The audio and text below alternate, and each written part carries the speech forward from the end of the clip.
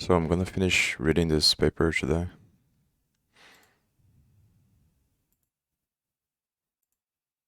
Hopefully also be able to code some stuff from this.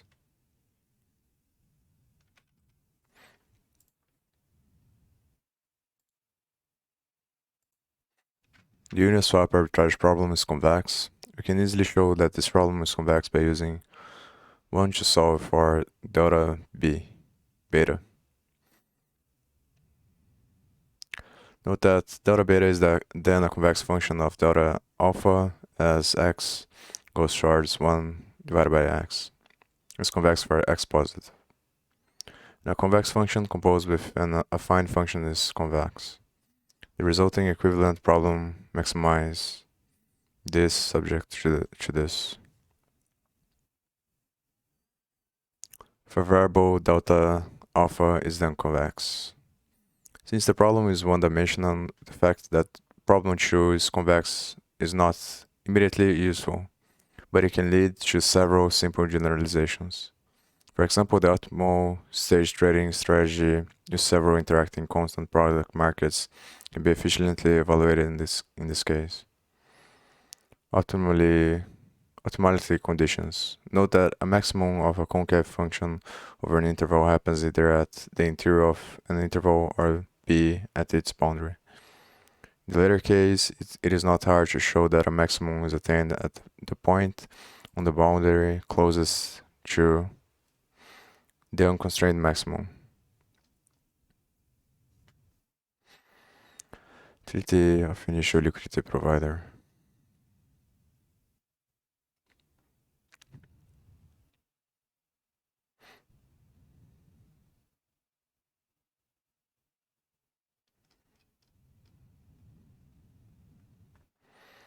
So I kind of forgot. I remember slightly, but and from that one to this one, there are some manipulations.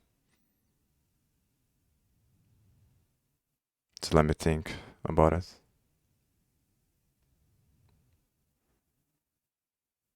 So if we pass here delta beta times phi times gamma equals to this, so delta beta plus RB. Yeah, so the equation is this times delta beta times gamma plus RB equals K, equals the constant. So the variation of the difference, difference in amount from the reserves is equal to K, and the reserve B times the gamma because that's the cost, the additional cost. So it moves the price, the reserve higher because of that.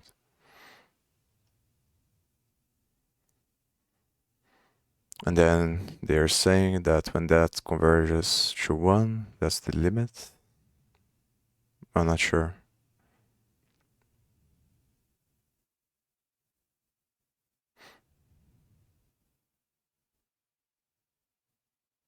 Oh yeah, when gamma converges to 1, I think.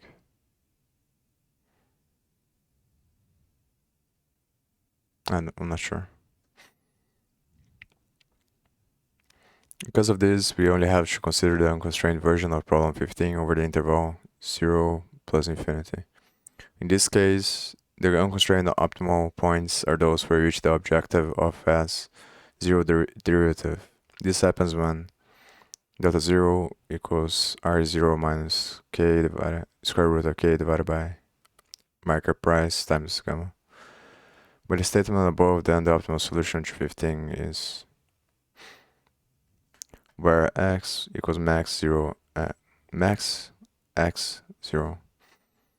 The optimal delta beta star can be easily derived using delta alpha star given above and the constant product formula. Now note that delta alpha star is 0 if and only if market this is less than mu, because then you have profits. If the market price times the fee is greater than the market from Uniswap, then you can't make a profit.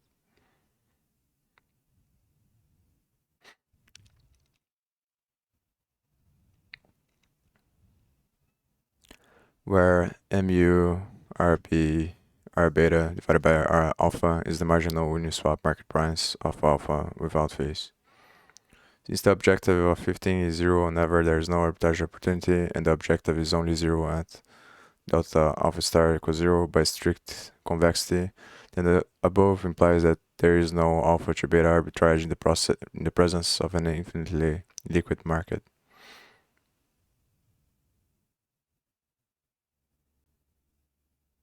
I'm not sure if I agree to this, because it depends on the volume as well of the two markets. The difference in the volume, I think.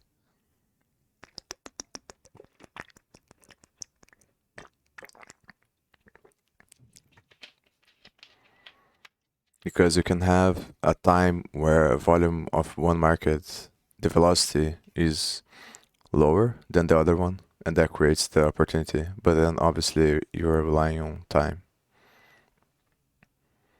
So let's say two markets have the same liquidity, but one, the buying price is moving at 2 seconds, the other one is moving at 5. Then you have 3 seconds to, which is basically the idea of front running, but then between two different exchanges, where you see the price moving in one, and then you make the buy and sell and whatever, that logic. And then you make money on the spread of the time.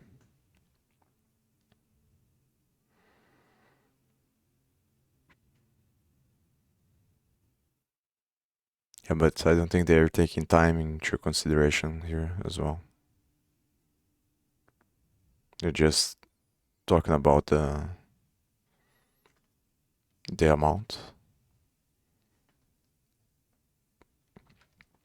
Maybe they take time into account on along with the gamma.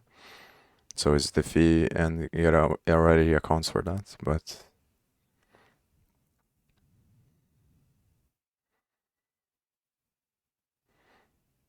there is no arbitrage in the presence of an infinitely liquid market. Swapping alpha for beta yields the same result derived via no arbitrage in the general case.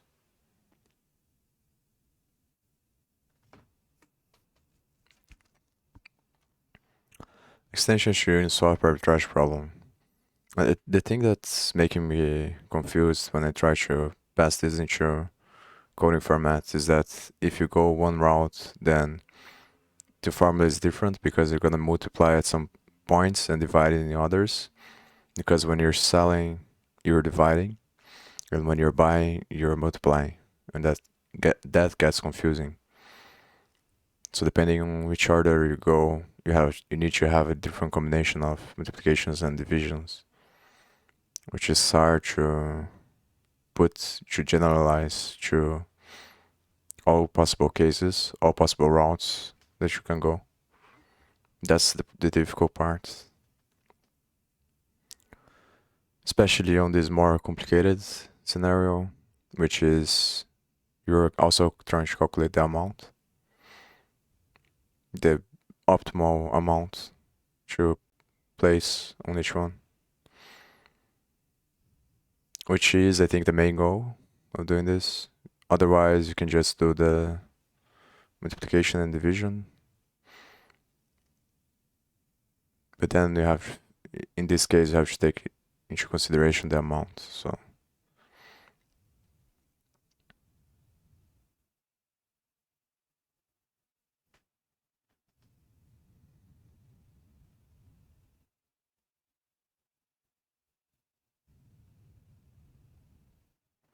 extensions to Uniswap arbitrage problem. In a similar vein to 15, we can add any penalty given by a convex function, which is non-decreasing in its second argument to the objective.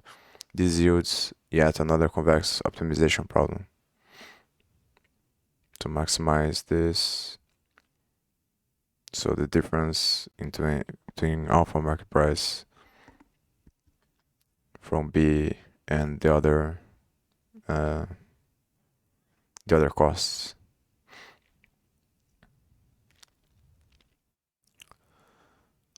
With variables delta alpha and delta beta. Yes, I think delta alpha and delta beta. Yeah, but how is the market, the MP calculated?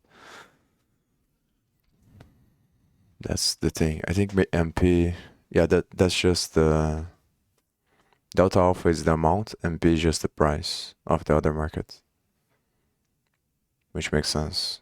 So if you're buying 10 for 5, then it's 50, and then delta beta is just the difference in the Uniswap market times the fee.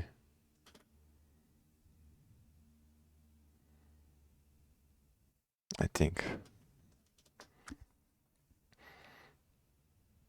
So it would be the same 10 or same 5 or whatever number is said there times the other times K essentially. No.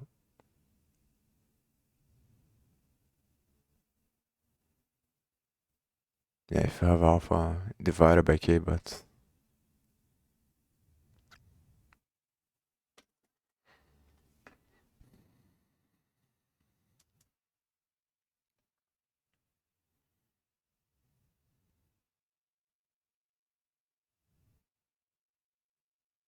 yeah, I think it's times K.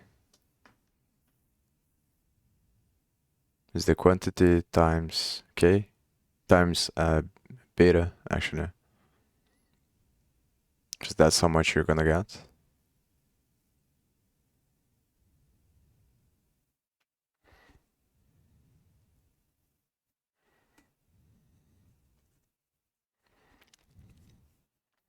Oh, it's actually K, because there's always gonna be the ratio of reserves, so it's probably K divided by the amount.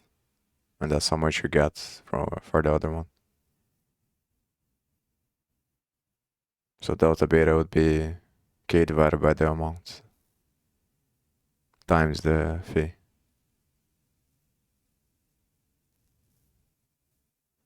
And then if that difference is smaller than is bigger than the MP times of delta alpha, then you have the opportunity.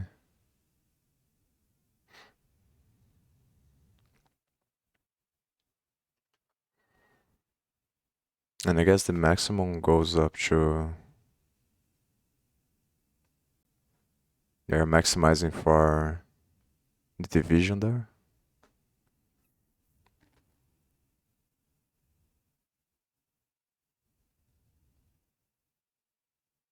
And because the greater the quantity, the less amount you gain.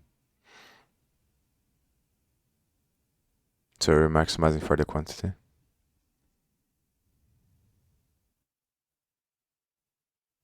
And it is convex because if you start at 0, then the price is infinitely large. And if you go really small, you're losing because it could go higher. And at some point, it starts decreasing again.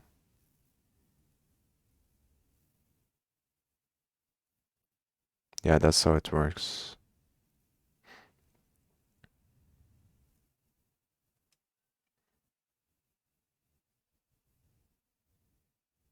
It's basically, I'm not sure whether it's a derivation or integral of the exponential k divided by quantity times reserve A, reserve alpha. And that's what these formulas lead to.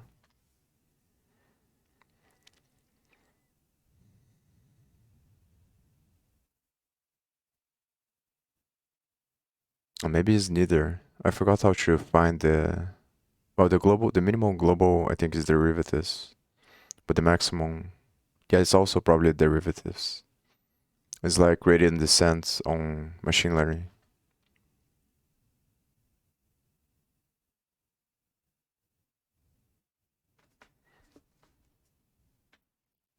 Maybe I can put this on a machine learning thing and see what happens. I think a regression model would probably work.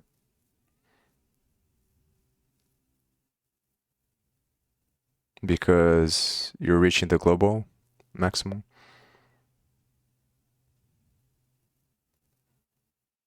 And then the parameters would be the reserves and the market price of the other one.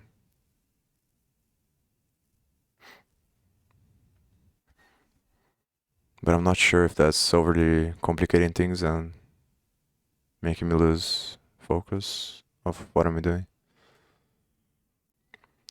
Variables alpha, beta. This problem is equivalent to problem 4 as the objective function is decreasing with respect to alpha to delta beta, implying that the first inequality constraint is always tight as at an optimal point. Additionally, problem 16 is also convex as it is maximizing a concave function subject to convex constraints.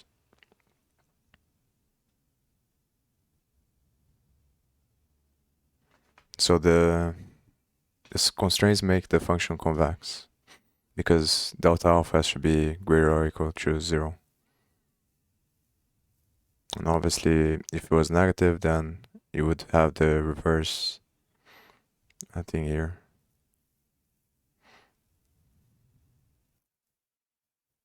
Because this would decrease in value or become negative.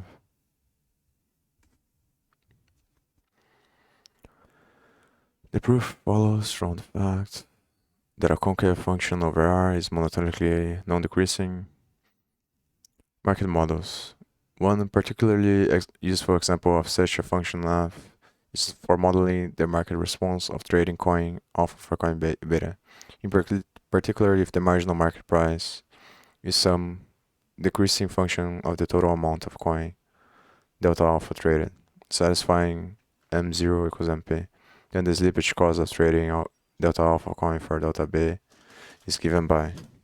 Also, it is an integral from 0 to delta because it makes sense, I think, because they're trying to get the area of the thing.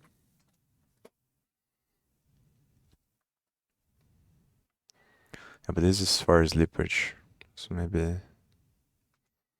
So it goes from 0 to delta theta and MP minus MT. Yeah, here they talk about the time. With f convex as its derivative, minus m is increasing by definition.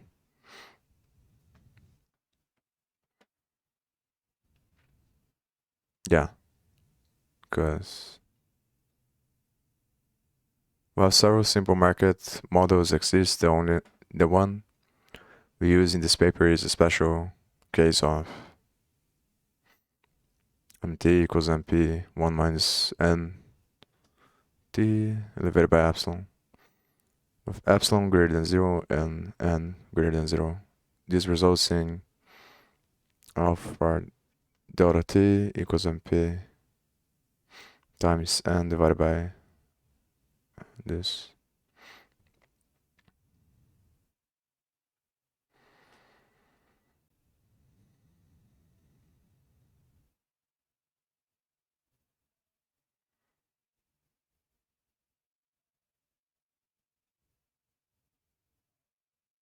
Yeah, so I'm not sure how they came up with this.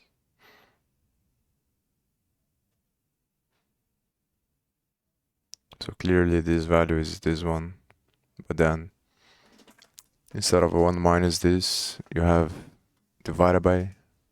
It's probably the integral, actually.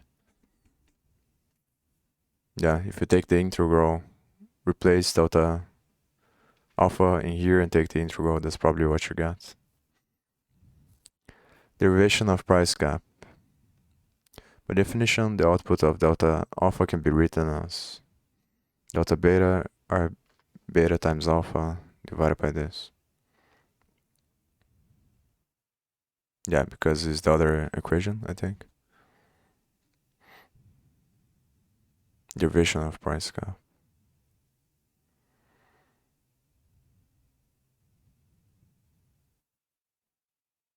I'm not sure. Divided the numerator and the denominator by r alpha bigger than 0 and using the fact that 1 minus x divided by minus 1 equals this, we get the nearly final result.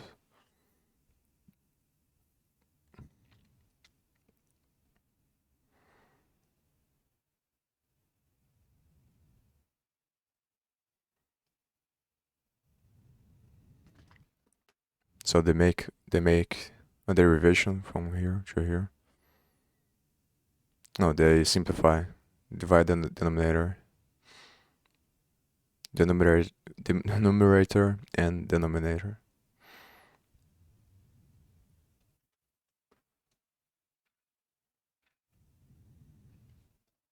And then they transpose this part to the top. I don't wanna bother spending time subtracting delta beta from delta beta and using the fact, okay, Uniswap portfolio value and their Brownian dynamics. I don't agree with the Brownian dynamics, by the way.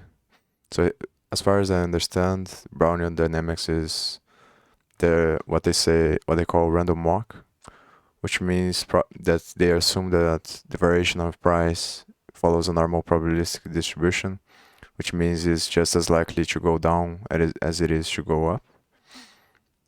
So you can have big variations in price, but they are big. The difference is bigger. The difference is the same for both cases. And I agree more with the Mandelbrot module, which is the fractal nature of markets, which means that the markets don't deviate in price following normal distributions. They deviate in price following exponential distributions, which means that they have fractal behavior. And I think that is more congruent with reality. I still don't understand very well his ideas because he goes into the concept of multifractal and the difference in between trading time and normal time. And that part I don't really understand that well yet. But I believe that all these models using Brownian dynamics are probably very off. So the trajectory of the market price follows a geometric Brownian motion process, where is the drift, is the volatility, and WT is the standard Brownian motion. Well, laws of generality let market price equals 1 the portfolio value then as expectation of this equation, where we have used the fact that the nth moment of a log normal random variable x is given by 24. This argument shows that one could replicate the time t payoff of a no-fee liquidity provider with less initial capital than that required in the constant product market itself, which in turn implies that the portfolio value at a time t must grow at a rate of this under the no arbitrage hypothesis. The choice of gamma that gives this growth rate is the no arbitrage fee.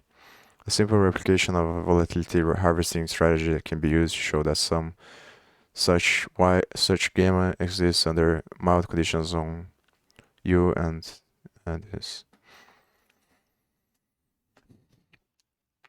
So I guess yeah.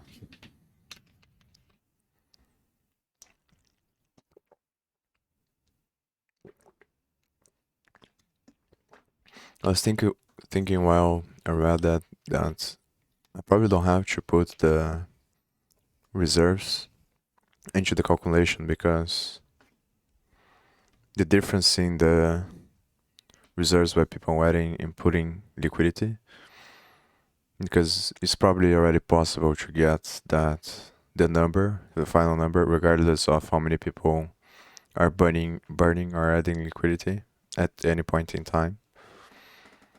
So I don't think that makes much of a difference, because I'm already gonna have the final number by getting from the smart contracts on Uniswap. And I think I saw some stuff about other exchanges, and I think I understand the concept of virtual reserves now. Pretty much the way that virtual reserves work is that you are actually inflating the amount of the reserve. So the graph on the Uniswap thing is actually right, where the real reserves are actually smaller than the virtual ones. But the reason that works is because when you increase the size of the reserves, you're artificially inflating the amount of liquidity that is available, so that the ratio doesn't fluctuate a lot for each trade. And with that, then you're gonna have limits of how much that can go up and down. And the reason why they do that is obviously so you have less volatility with each trade. So the price stays more, it doesn't fluctuate a lot.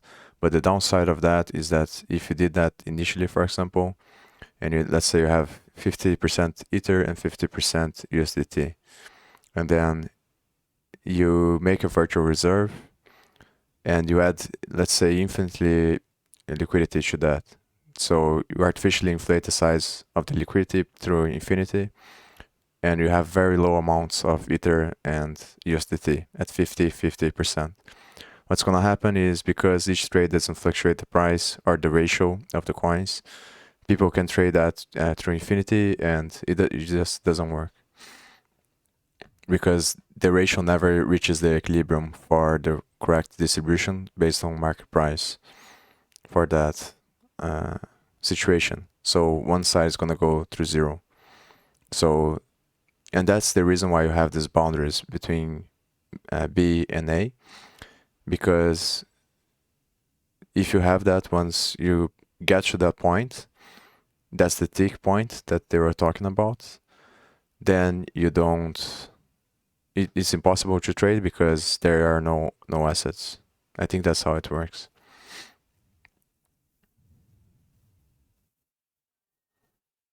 But I think also what's happening is that there might be different, because for each, the real reserves are actually not the real reserves, it's just the interval that people are allowing to provide liquidity from. So that means, for example, you can have situations where the real reserves of some investors are from A to B in the same, I think I'll show the graph there, but the one ratio of real reserves is one way for one type of investor and another way for another type of investor. And then it gets more complicated because the limits are actually not the limits on each graph. They are the integral of all the limits of all the different real reserves. And then the ratio is gonna differentiate once it approaches those limits. But I'm not sure if that's the way that it works. But I think I understand much better now. I'm probably gonna read the paper again, the other one, because yeah. But for trading, I don't think that it makes a lot of a difference in the calculation, because it still follows an exponential curve, and I think you can have methods. You're gonna have methods that allow you to get the actual quantity of each reserve at any given time. So the final K. So it doesn't really matter that much. Splitting trades is always more expensive. Given two sequentially feasible trades, we will show that the aggregate trade always satisfies this and for any fee, which is quite obvious. show this note that after the trade is performed, the new reserves are given by. So since it's a feasible trade when performed after, by definition we have that. It's funny how mathematical minded people are so intelligent and seems to be so dumb at the same time. It's a weird combination. I think they are so smart that they don't have holistic vision. So it becomes like narrow-minded type of thinking. But it might be just my projection. By definition, it's feasible for reserves R alpha and R beta, and we have this. Since delta alpha and delta beta is also feasible for these reserves, we have that. Because R alpha R beta, which is K.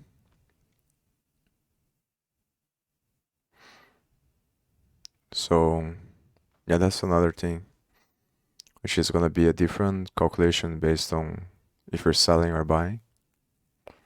I think the first one was for buying, because you're decreasing alpha and increasing beta. I think for selling is different, might be different.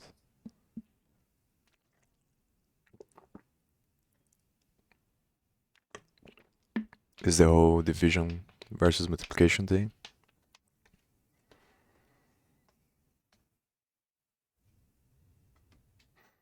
And this is the tough thing for me to understand, because it should be the same, but just with the signs different. But it seems like when you're selling, you have to divide. I'm not sure why. So if you have USDT and you buy 5 ethers, I guess it's because the exchanges are always comparing based on the same order, because they're comparing with but that doesn't apply only to decentralized exchanges, apply to all of them. So when you have, but it's always comparing the same way. So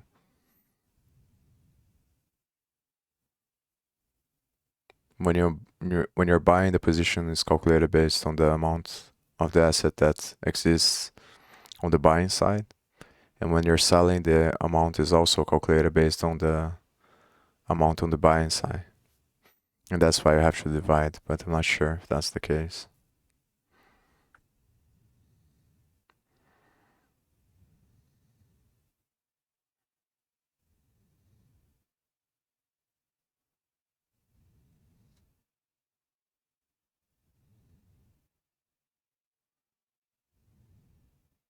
Because if I have 10 Ethereum and I'm trying to sell for USD and each Ethereum is 3K, then I'm gonna have 30K when I sell. So it's multiplication. But then when I buy Ethereum, that's the thing. Because I'm not gonna have 30K.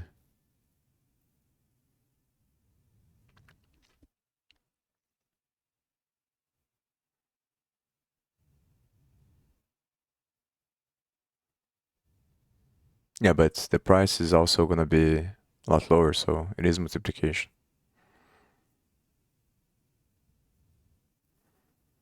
I don't understand that really well.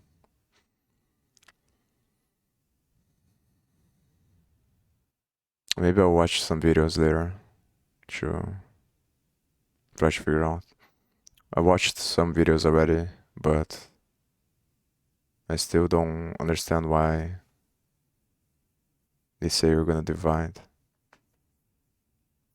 instead of multiplying.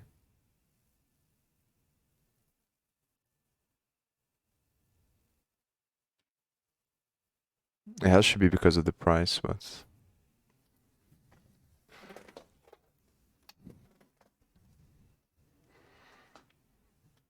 and the issue is that this is important to understand.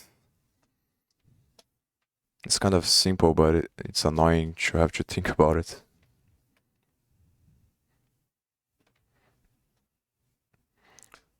So I think I stop here to show this. Note that after the trade is performed, the new reserves are given. So since it's feasible trade when performed after, I have this. Well, by definition, is feasible for reserves. They're not gonna spend time reading this. Cost of manipulation, we can derive the cost of manipulation. I think that's not that interesting as well. The arbitrage problem in constant mean markets. So maximize the sum of the differences subject to this other sum,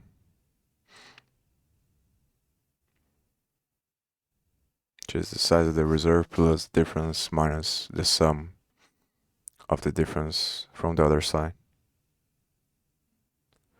With variables delta and that one, and with weights bigger than 0 and 1, 2 equals 1, is equivalent to problem 12 in that any optimal solution for problem 18 is optimal for problem 12. Clearly, if any optimal point of 18 has the first inequality constraint holding at equality, then this point is optimal for 12. So one thing that I just realized is that I was thinking about the difference between delta A and delta B if they're both quantities. I think the difference is just the ratio. Yeah, because delta B is going to be the amount times the reserves. The amount times the reserves, I think, of B. And delta alpha is going to be reserves alpha times the quantity. And because they are different, it's going to be a different value. So the thing I was talking about before might be wrong about the division. But yeah. Because the objective is decreasing in delta I for each I from 1 to n, and increasing in this for each 1 to n. While the geometric mean function in the inequality constraint is decreasing and increasing in this. Then the inequality constraint is always tied at equality at any optimal point. Since the weighted geometric mean function is concave, then problem 18 is a convex problem. We also note that problem 12 is a log-log convex 26 with the obvious change of variables. While we do not explore this connection here, we suspect that this approach might provide a simple way of stating what class of functions can be used as an automated market maker mechanism such that resulting in arbitrage bounds are useful. Yeah, so this is the end, I think. So I think, yeah, the solution is this one.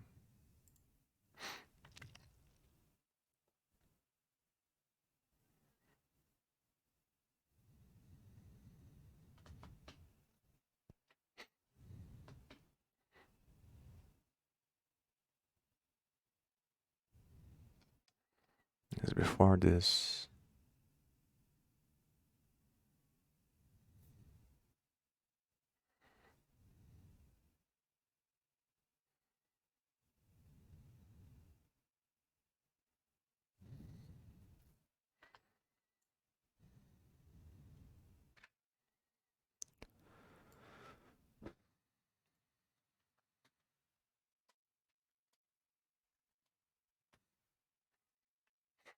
Constant mean market is a market which generalizes constant product markets. Where are the reserves of coin.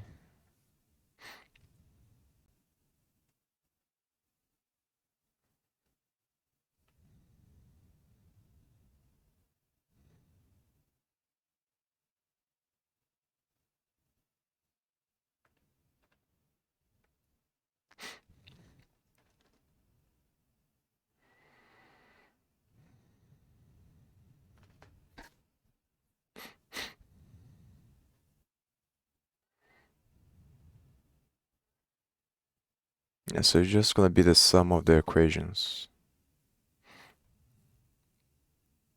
I think I can create a for loop for that. I'm not sure if it is the best, but or maybe I can use map. No, map. That doesn't make sense. So either recursive or for loop. I think for loop is probably better.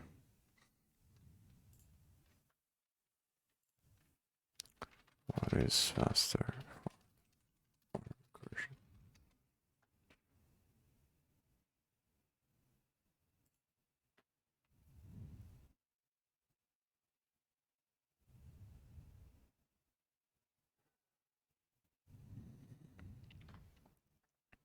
So loops are faster.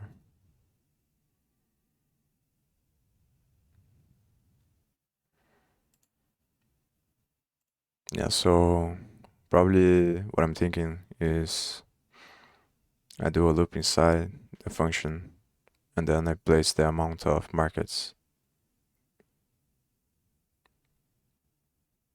No, obviously, well, actually not. I think even for trades within the same market, you have to use this equation because you're gonna, yeah, the only difference is that the weights are the same, and for different markets, the weights are different.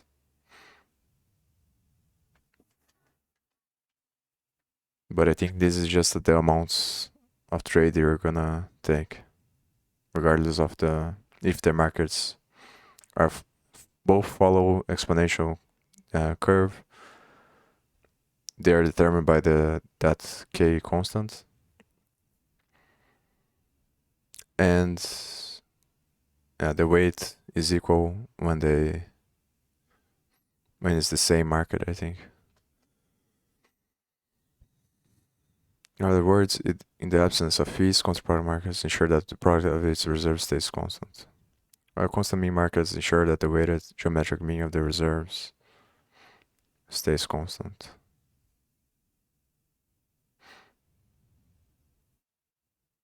Similar to constant product markets, trading amount of coin of a distinct coin should always satisfy the equation, where 1 minus is the percentage fee associated with trading coin J.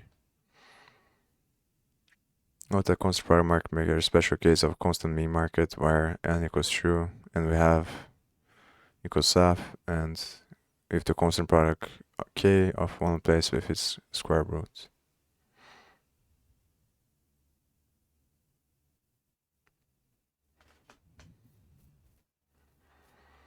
But then how are the weights decided again? Since the weighted geometric mean is a concave function that is increasing all its arguments.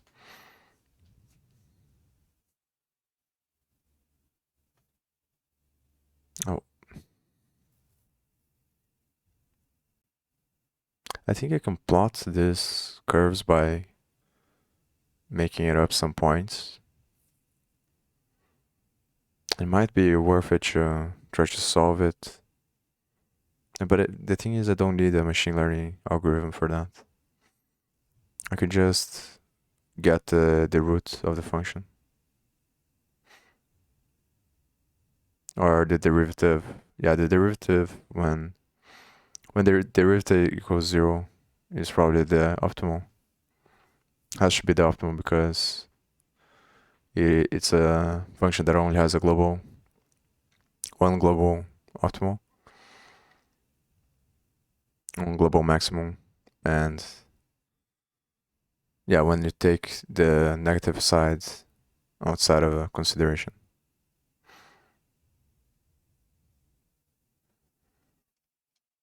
So what I could do is also try to take the derivative of the first function.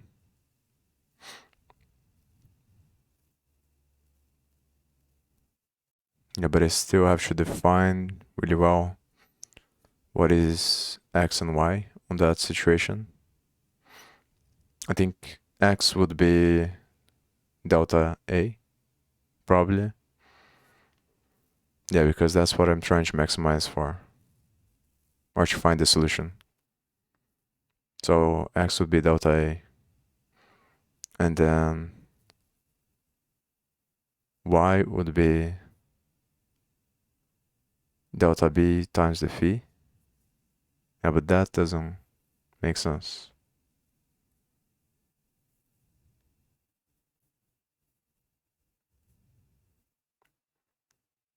Oh, maybe it does make sense. But it's just more difficult to think about building that type of graph.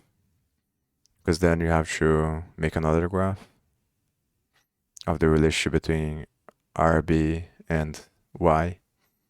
So you get all the numbers, and then from that you can plot the relationship with delta alpha.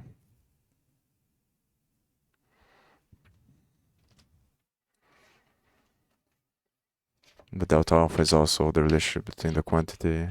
So I'm not sure if I'm thinking about this correctly.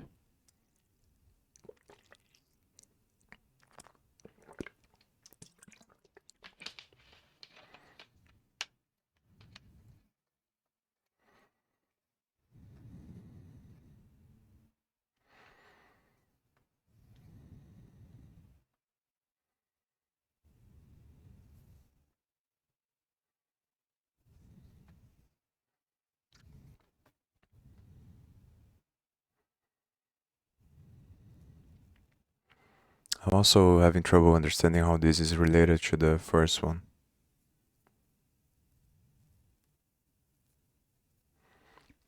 I think I understand the idea and even the math, but it's still in the context of what I'm trying to do, to put this in a way that makes sense so I can see what I have to put in the code. I still don't understand really well. Because this is referring to the difference in time from the price of the markets.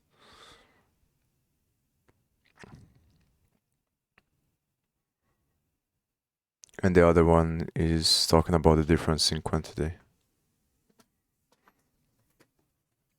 But I don't think there is one here that talks about both. Maybe this one is the one.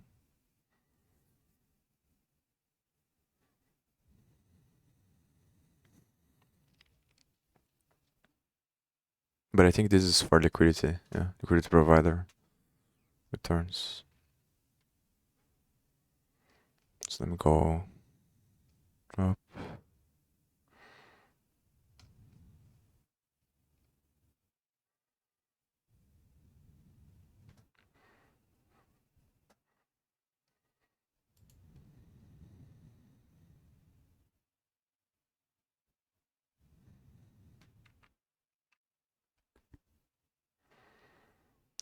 I think this is the main one. Yeah, and then they are deriving. But I think it's a partial derivative. Not sure. For alpha equals 0. But it has to be.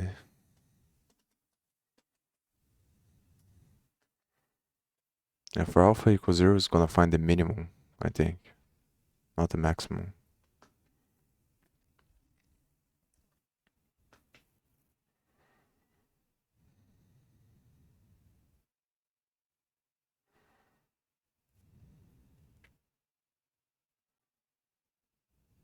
You can always make a non-zero profit if the Uniswap marginal price. Yeah, so it's finding the minimum, I think.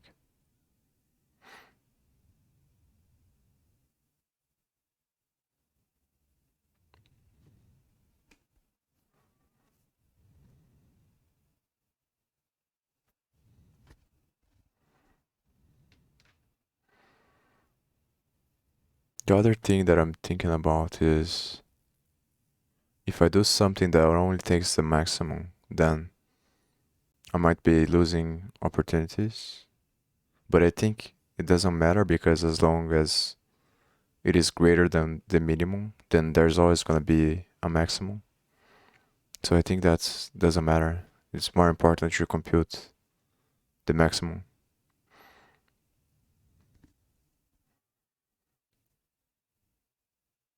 The minimum would be just the condition to trigger or not. So maybe it's more important to get the minimum actually. Yeah, but then you need both. The minimum to filter the ones that are not good, and the maximum to. So I need to put the function of the maximum inside the function that filters the minimum. That's probably the best way. So the minimum filters, and then once it finds, it calculates the maximum.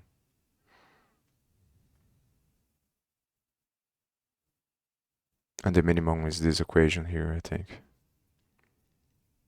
The derivative of this one in relationship to alpha.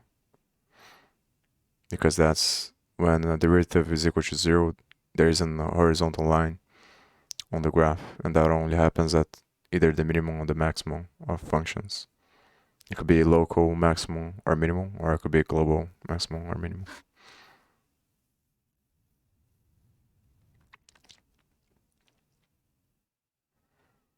Which is gonna be this relationship here.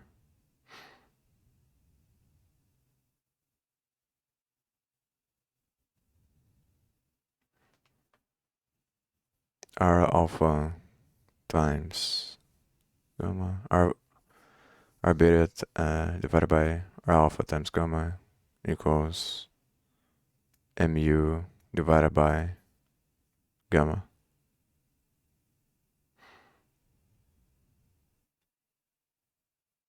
Doesn't gamma cancel out and that just R beta divided by R alpha?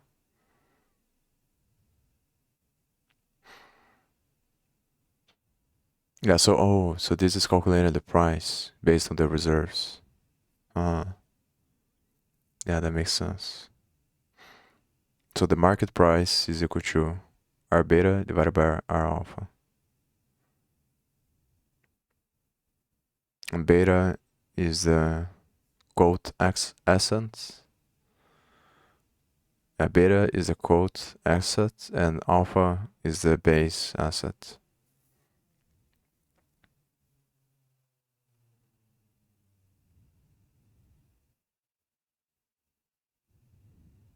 And that's why you need to divide.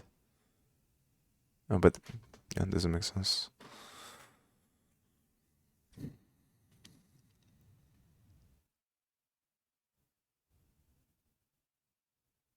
No, because if you had the other situation, then it would be the opposite there.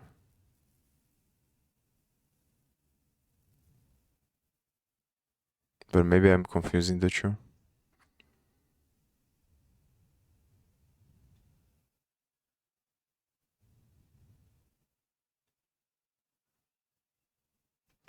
Basically, what this is saying is that the market price on Uniswap is our reserves beta divided by reserves alpha for the Uniswap price of coin alpha without the fee.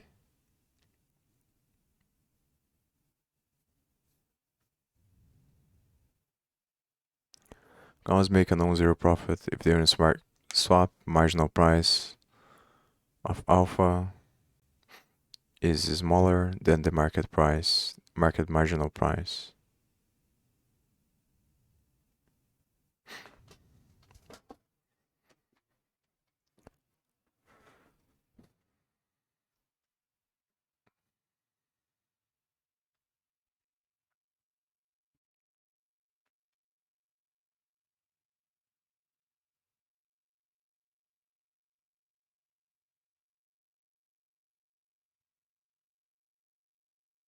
And now I'm thinking about the triangular arbitrage within the Uniswap.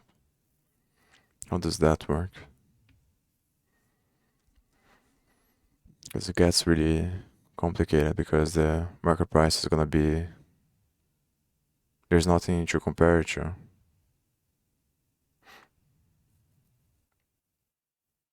It's gonna be its own price at the end of the route.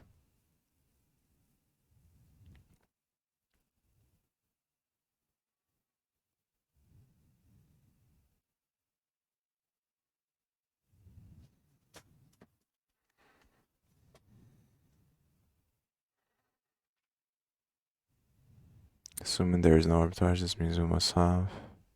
Similarly, by swapping alpha for beta and combining the resulting statements, we get the following bounds on the Uniswap market price relative to the true market price.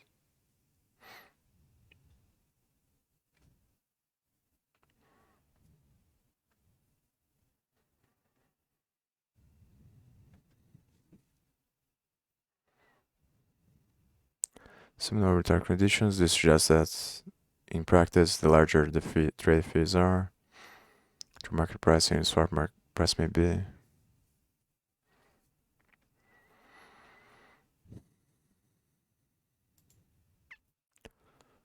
There are several natural extensions to the problem which retain most of its useful properties. Risk models. There are many factors which could potentially cause an agent to fail to close an arbitrage opportunity, including noisy information. Okay, which is non-decreasing its argument. It should be noted that problem 4 can be written in a convex way and is the problem we use to simulate arbitrageurs in our agent simulation. One example of a risk function f could be a model of the resulting changes in market price due to the arbitrage trade. A common and simple model for the marginal market price. There's another problem that I just thought about, which is what if you don't have enough amount to maximize the particular trade? Then what we'd have to do is calculate the optimal based on several trades, or maybe you just put an if-else condition, or if the amount you have is lower than the optimal, we use the amount you have, and then because you're always gonna be looking for it, it doesn't matter anyway, because the next time you're still gonna make the same calculation.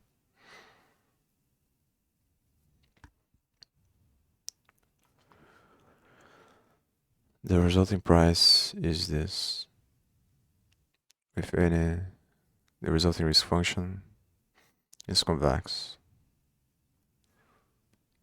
Additionally, in this model, unlike in problem 4, an arbitrage is not guaranteed to reach the no arbitrage condition in a single route if the penalty function does not reflect the true underlying market movement.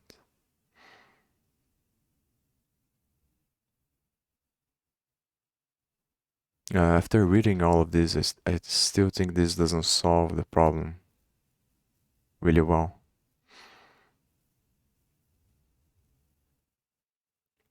Because it is not used for maybe the other one.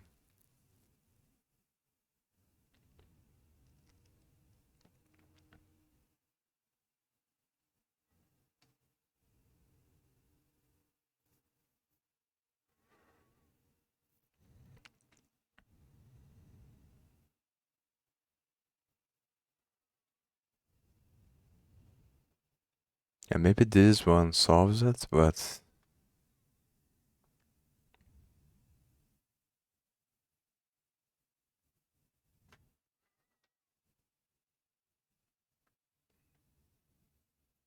no, but that's just the equation.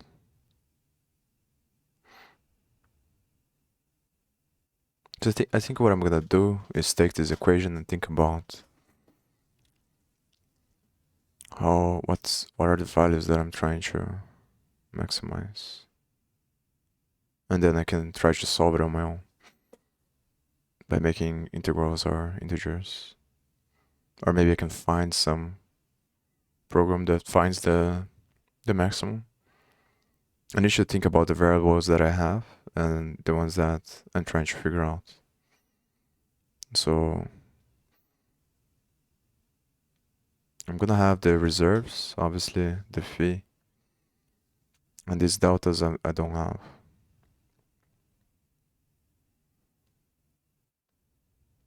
And I can make them based on the K or based on the reserve amounts. It's probably better to do based on the reserves. So delta is gonna be the reserve times the amount, and I'm trying to find the amount.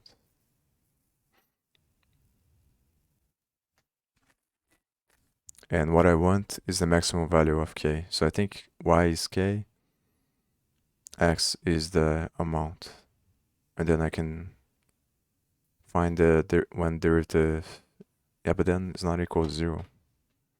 Well, but the derivative is going to be equal to 0 in relationship to the amount. That's the thing. Now I think that's what I'm going to do. Alright, there's a coin I. Are the weights associated with each coin. In this case, the weights all satisfy weight bigger than 0 if, okay. In other words, that in the absence of fees, constant product markets ensure that the product of its reserves stay constant, while constant mean markets ensure that the weighted geometric mean of the reserves stays constant. Similar to constant product markets, trading delta J amount of coin J for some amount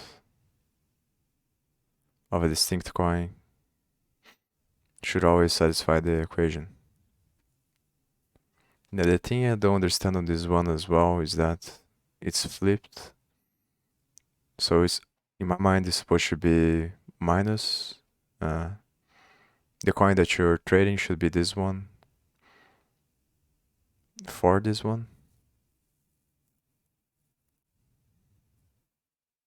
And they're saying you're trading for this coin for this one, which doesn't make sense to me. But maybe it's the same thing, it's just a matter. It's not the same thing though, because if we're trading J for L, then you should have less reserves of J at the end and more reserves of L. So that doesn't make sense to me here.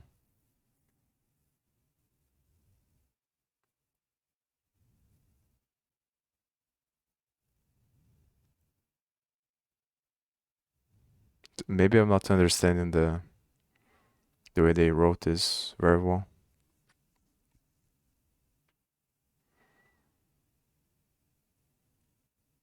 Is the percentage fee associated with trading coin J?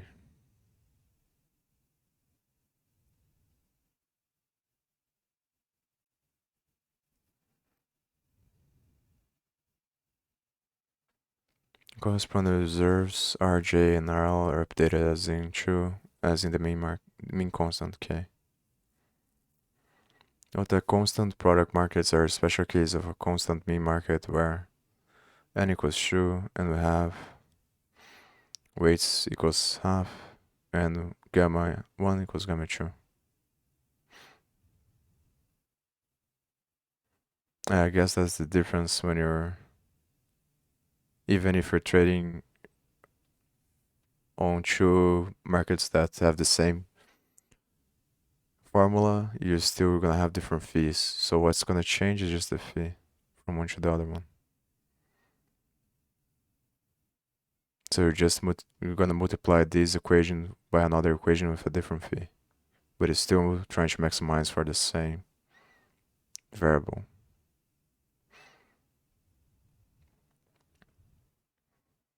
So I guess you can do the for loop thing where you get the maximum for one and just multiply based on how many you have. Yeah, but then what about the fees?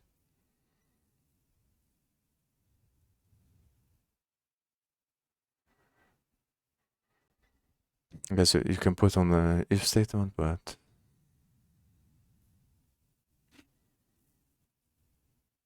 you can hard code it, but I'm trying to think if there's a way to do it dynamically where I can. Yeah, it's probably not actually.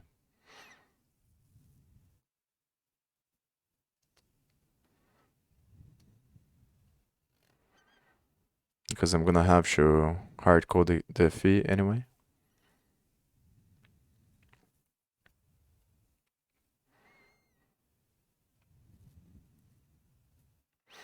If I'm doing this with multiple different markets, and then each one is gonna need to have its own equation. Unless I put it on a list and then I loop through the list. That might be an idea. So instead of putting a parameter fee equals a string or something like that, or a number, I put fee equals a list, and then I use the list in the for loop to determine, because if I'm putting more than one market, then there's going to be a different value.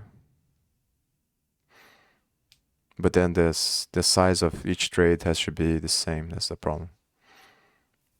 So I don't think that's a good idea.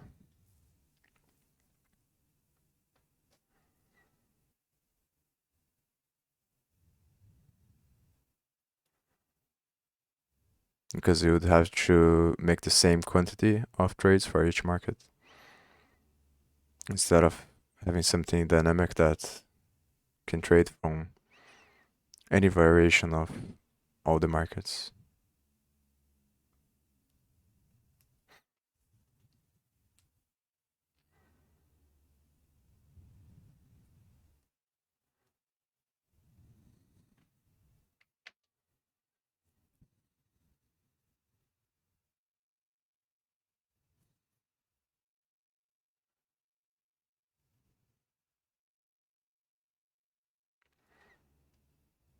This also doesn't make sense to me. Replace with square root. Oh, because this is gonna be the square root of. So it's actually not the same equation.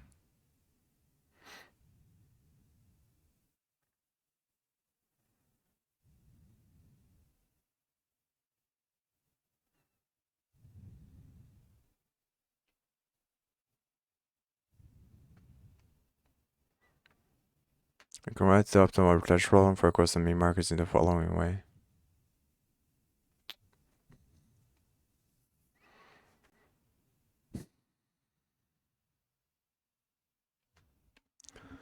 We assume that this constraint should be 0 for notational convenience. The variables in this optimization problem are the amount whose entries state how much of each coin to purchase from this external market.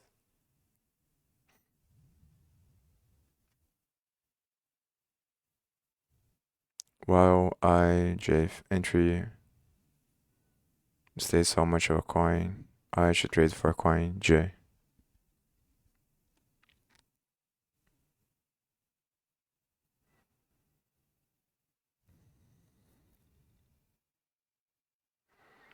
Since the weighted geometric mean is a concave function that is increasing in all of its arguments, it turns out that the equality constraint in problem 12 can be relaxed to an inequality constraint to get the equivalent but convex optimal arbitrage problem. Yeah, I think what I'm gonna have to do is actually derive this myself. Because now I think I understand much more the problem and what's happening here. And I don't want to solve for this specific case. I want to solve. And I also don't understand this formula here. But I think I know the principles, so I can come up with one by myself. Maybe it's not going to be correct, but I can just use it and see and learn from it.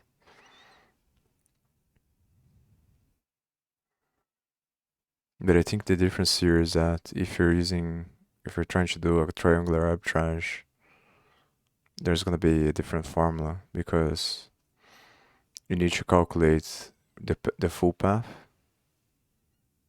instead of trying to maximize for one path.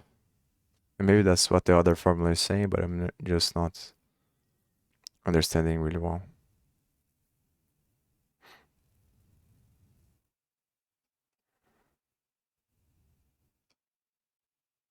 Yeah, so I think the goal here is to maximize the quantity.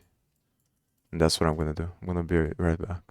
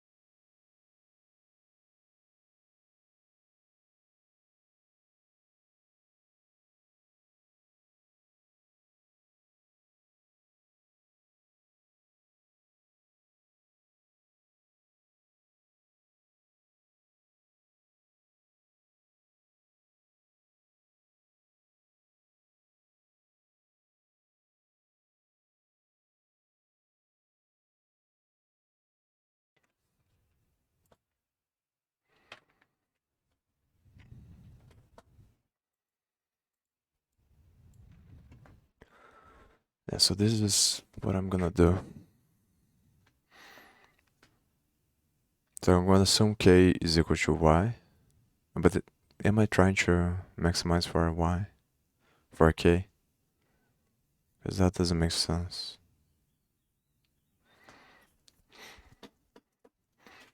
So I think I'm trying to maximize the quantity based on the price.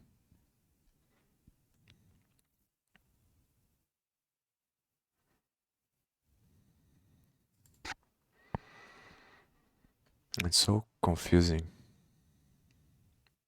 Because the price is gonna be that division there from that derivative that they do down there.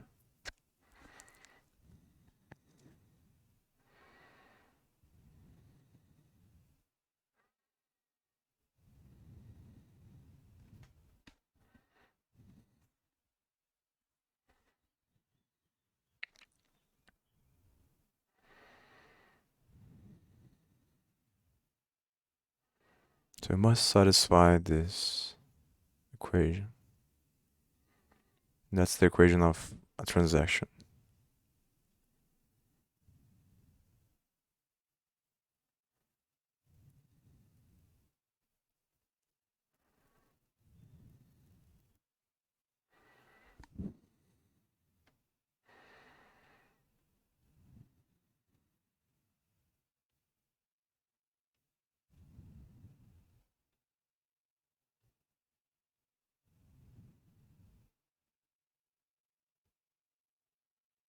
So this is in relationship to the external factor, which is the market price. That's the thing.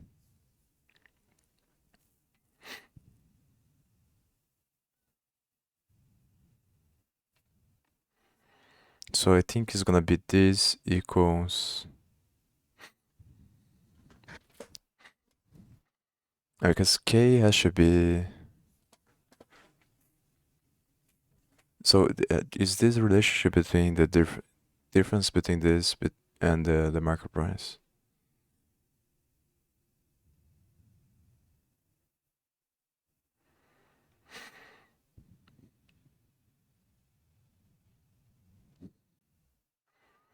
But what if you're doing the triangular arbitrage within the same thing? That's the thing, because then the market price is a result of the relationship between the tokens.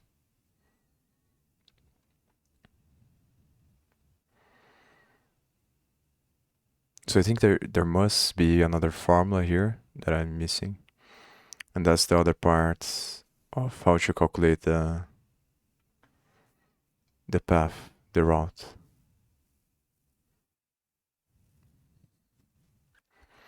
Yeah, because it's gonna be this, which is the transaction versus the profit, the versus the market price after it goes through the route. And that equation depends on which path you're taking. So once you have those two equations, but then that equation would already assume that you know the amount. That's the thing.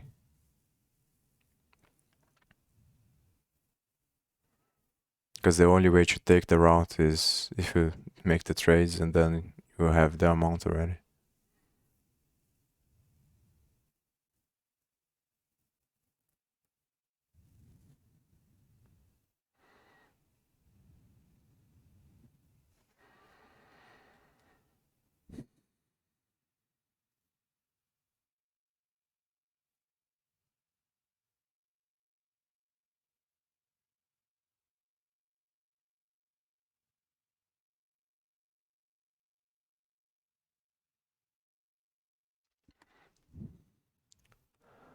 The optimal arbitrage problem, we have two coins which we can trade either with a reference market or a Uniswap contract.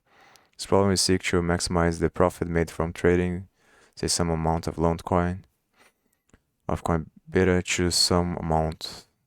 Oh, so delta is the amount already. Yeah.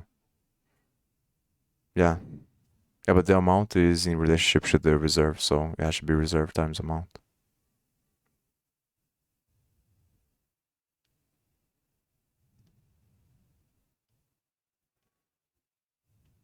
And maybe not. Maybe I'm confusing this because I'm thinking about price times the amount. But in this case, the price is already the reserve.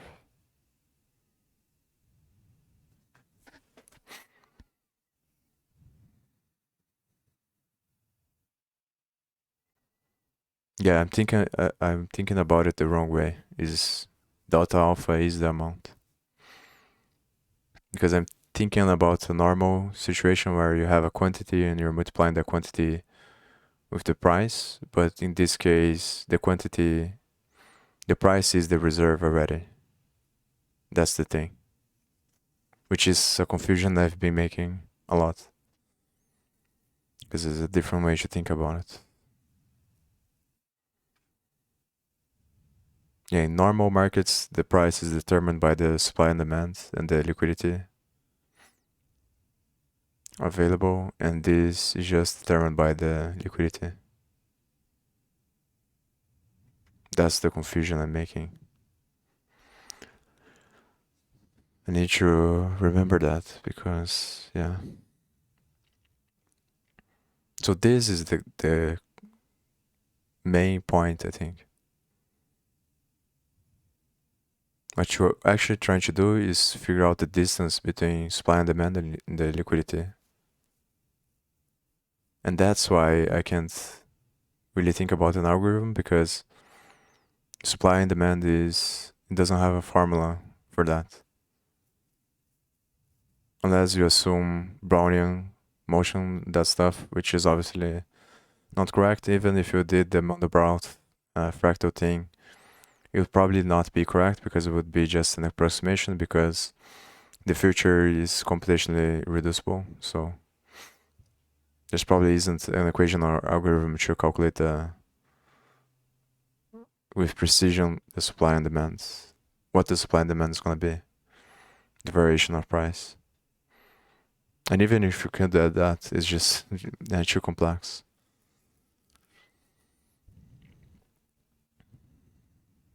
And that's why for this, yeah, but then that's the thing that I don't understand. So even if you have if you're only doing the calculations based on the markets that have this equation to figure out the thing, you still need the other part of the equation, which is the market price. Maybe you can just use the number, but then it doesn't work for triangular arbitrage. You can use the actual number of the price and you don't have to calculate it, but yeah, because I'm thinking about the calculation in order to predict it, but this is a reactive case.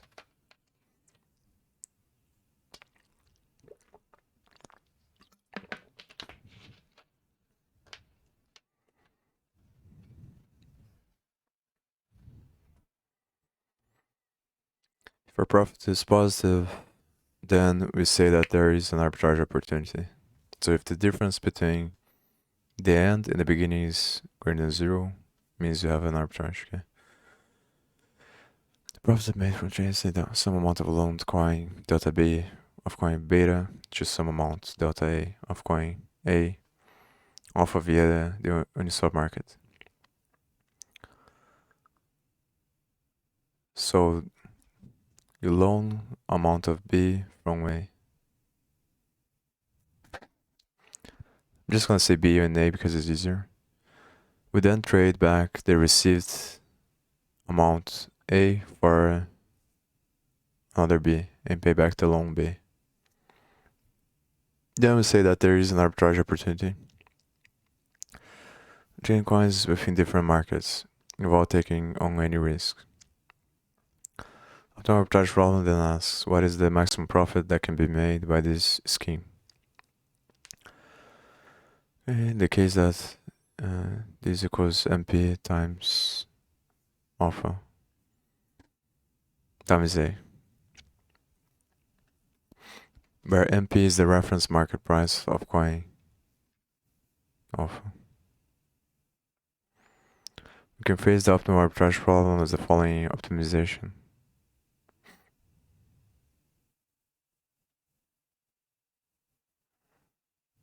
And the final quantity minus the initial one.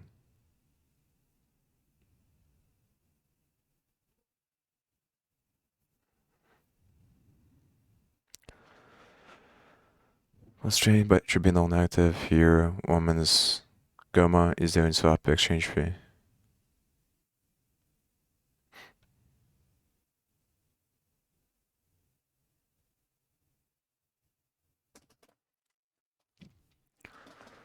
And in the constraint is the definition of a constant.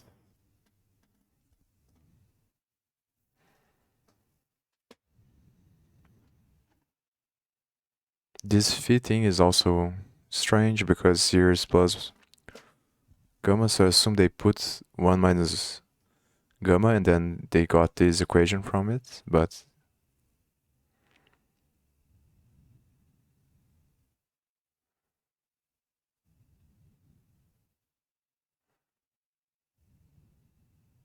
so this was probably negative, it's probably positive divided by gamma.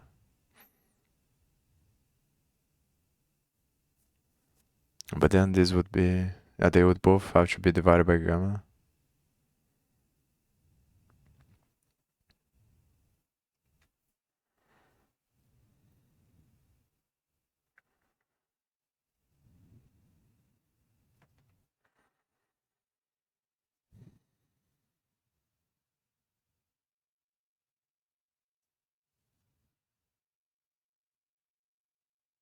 And maybe that makes sense.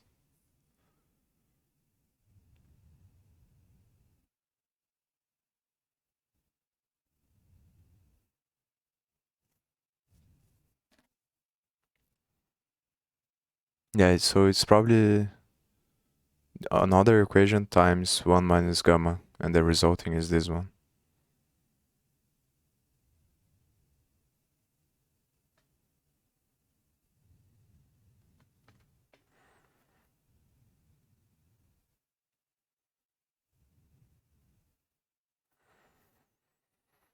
When written in this form, problem true is not always convex, though we'll show in appendix A there can be. Assume that no arbitrage condition is satisfied, which often approximately holds in practice. We show that the Uniswap market price deviates from the market price by at most a factor of gamma. The marginal price of a coin alpha in Uniswap is defined as the price of an infinitely small trade. This price can be found, so it's found in the minimum here. And it is the market, the Uniswap market.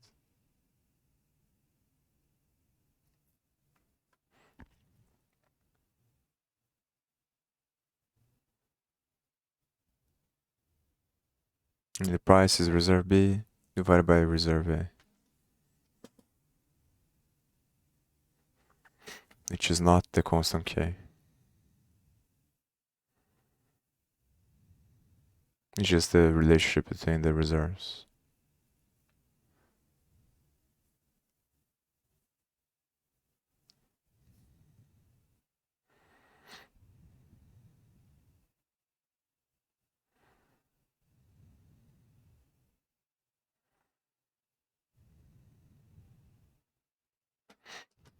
Where I have written mu RB divided by A for the Uniswap price of coin alpha without the fee.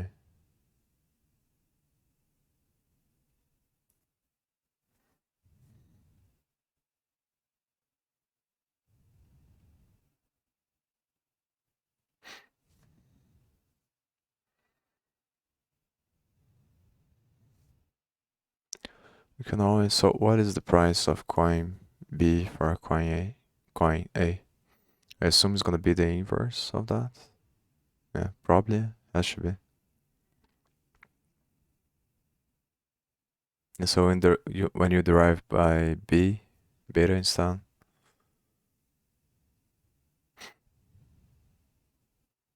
gets A here. Yeah, one is the size that should be equal to 0.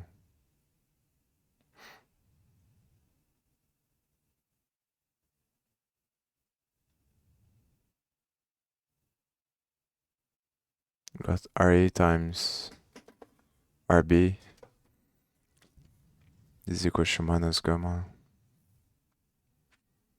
I'm not really sure.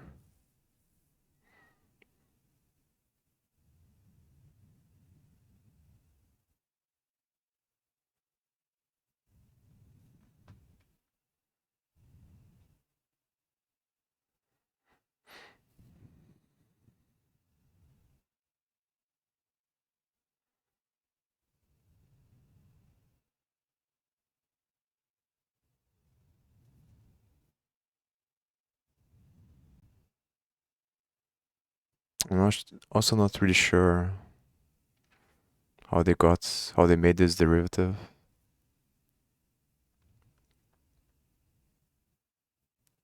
Because if they're assuming that R alpha is a constant, and then they wouldn't get this, obviously. So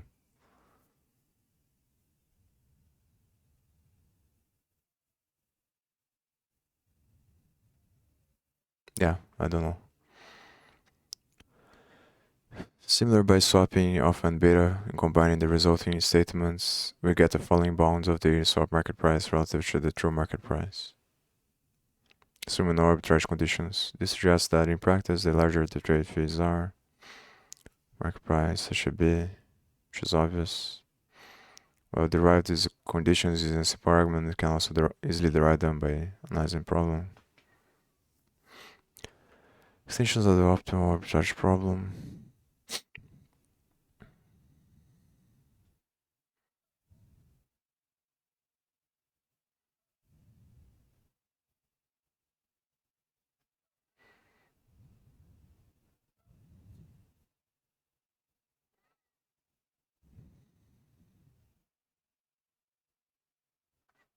Yeah, I'm still confused. Thing is, I don't wanna write it down because it doesn't really matter unless I understand it. That's the problem. I think if I can't come up with something, then I'm probably gonna do the simple calculation anyway. Because it doesn't have to be perfect, it just has to work, but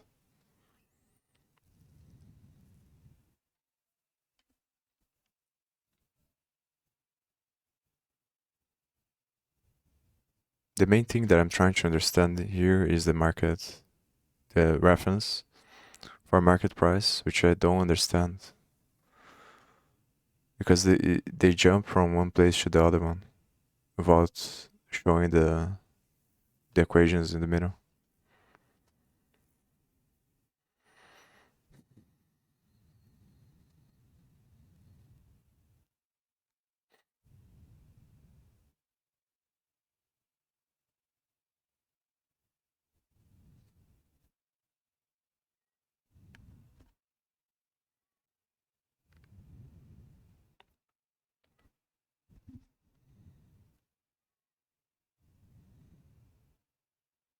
So maybe this symbol is just multiplication instead of sum.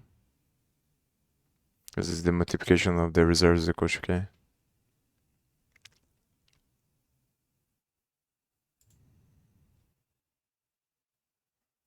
Where R are the reserves of coin, are the rates associated with each coin.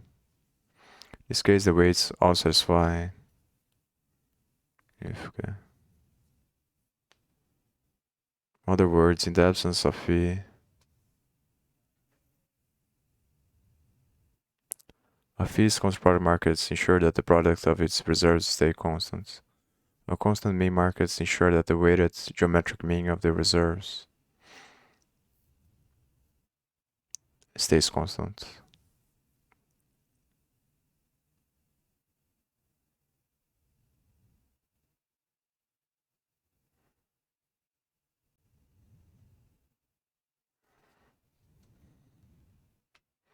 So it's the same thing but with the weights.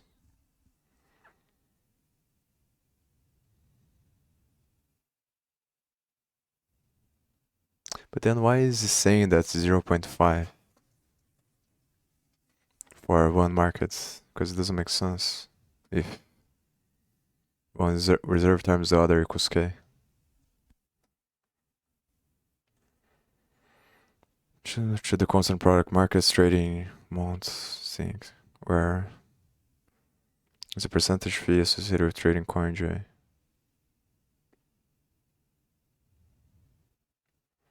Corresponding reserves RJ and RL are updated as in the main constants. Constant product markets are a special case of a constant mean market. Maybe I should research that actually. Maybe I can find more stuff.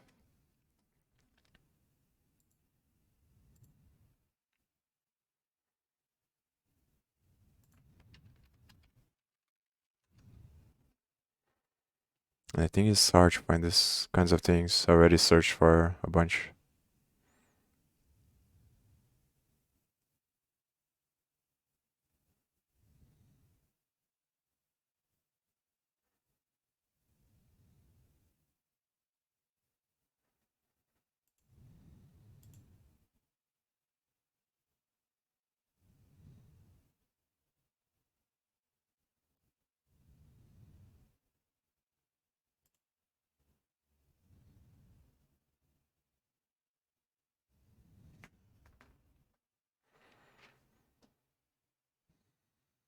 Maybe this one.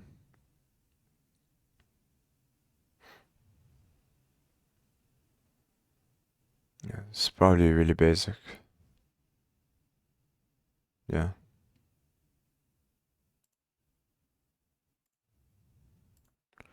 Where n equals 2 and we have weight 1 equals... Why the weights are half? I don't understand that.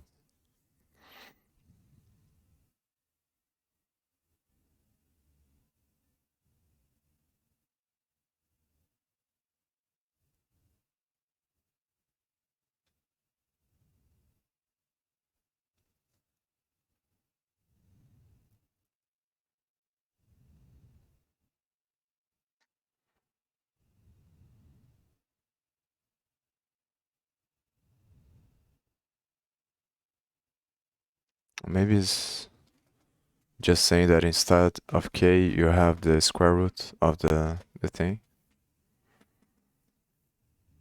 So it cancels out and then both sides is just reserve A times reserve B equals k. But that's still not...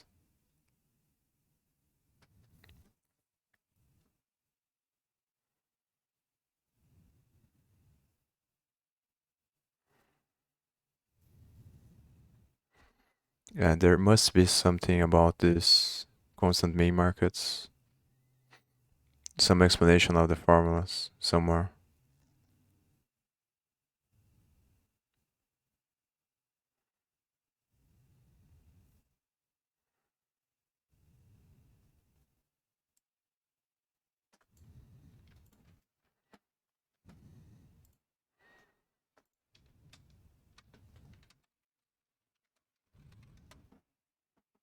Maybe if I search for scientific papers in some website.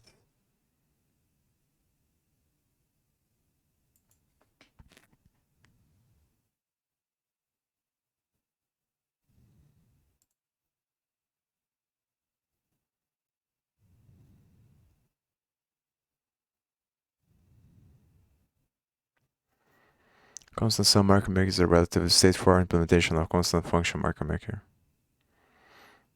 where R are the reserves of each asset and K is a constant. While this function produces zero slippage, does not provide infinite liquidity, and this is likely unfit as a standalone implementation for a decentralized exchange in this case. That would happen is that any arbitrager would always drain one of the reserves if the reference relative price of the reserve token is not 1. So some function is a straight line when plotting constant mean market makers. A constant mean market maker is a generalization of a constant product market maker, allowing for more than 2 assets and weights outside of 50-50.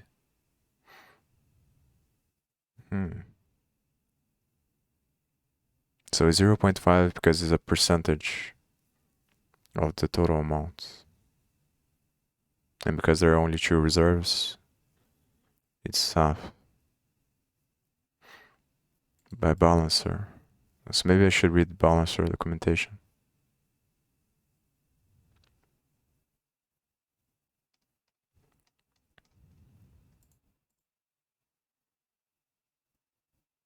And my main goal is to figure out how to create the algorithm for multiple different paths in the triangular arbitrage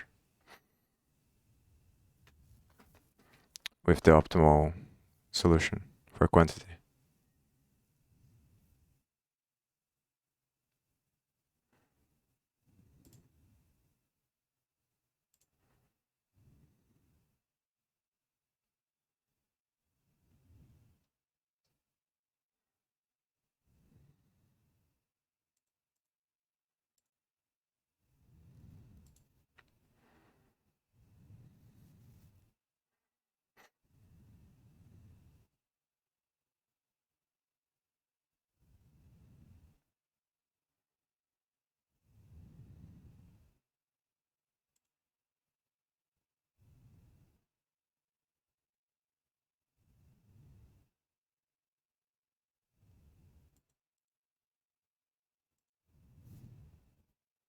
So this is where the stuff comes from. Yes, I think what's happening now is pretty much that they're trying to fine-tune the best distribution for a decentralized market. And the limits are probably this two here. So the straight line, which is not good because it doesn't, is not really similar to the way that markets really behave. And then they're trying to fine-tune what's the best distribution that closely represents the markets, the supply and demand thing. But they're not gonna find it because the future is computationally reducible. But I think that's what's gonna happen. They're just gonna be fine-tuning this exponential curve here. And then the game is always finding the difference. The game for arbitragers is finding the difference and calculating the routes in order to balance the market.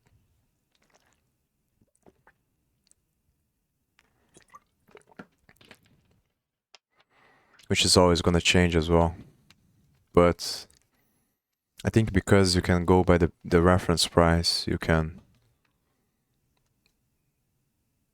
find the solution. Because you don't have to predict the future, you can just analyze what's happening right now.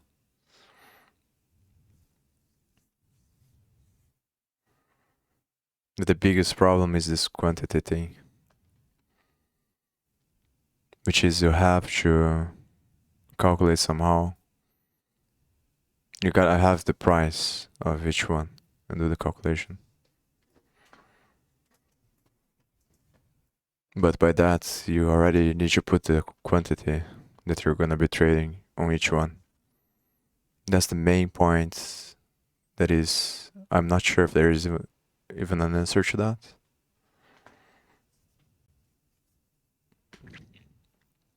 Because it seems really, really simple, but it's actually extremely complex. That's the thing. It's very deceiving.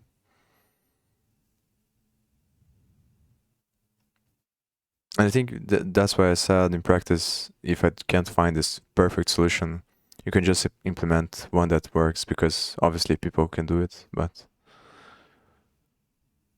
I think the edge is always gonna be on optimizing this. That's why I think it's worth spending time trying to understand, instead of just putting some equation or some function that I think is gonna be enough. But it might be a waste of time, because it might be better to just get information from the markets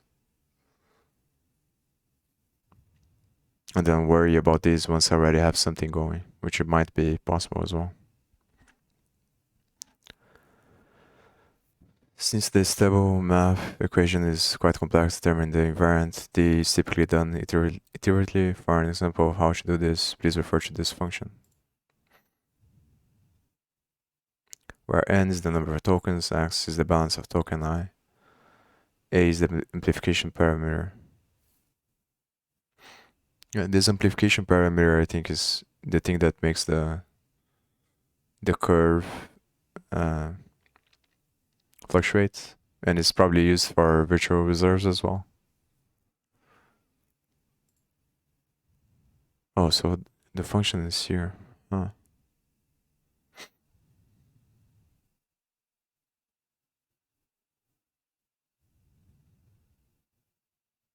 The other thing I have to remember is to use this big number here inside of the functions, because you can't do standard calculation with the numbers. Amplification coefficient, sum balance.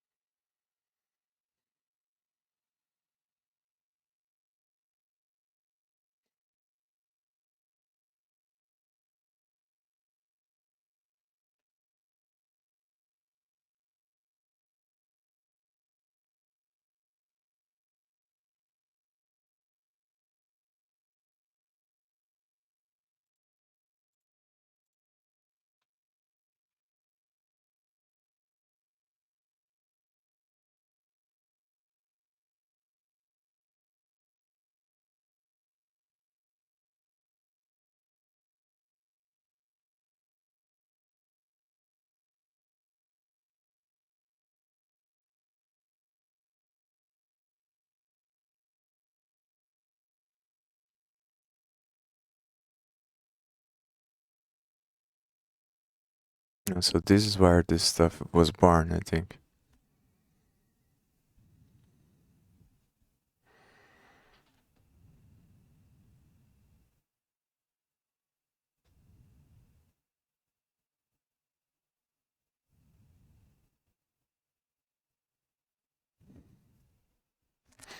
The marginal price is simply the implicit derivative of the curve. Huh. It makes sense, actually. Because you're finding the straight line in relationship to the graph, which is going to be the point where the price is. And that's why the curve adjusts depending on the trading.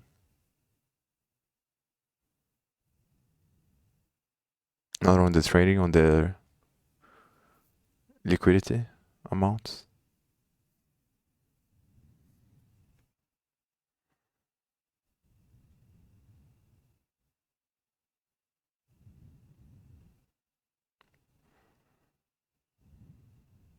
And that's why the price is y divided by x, because it's the derivative.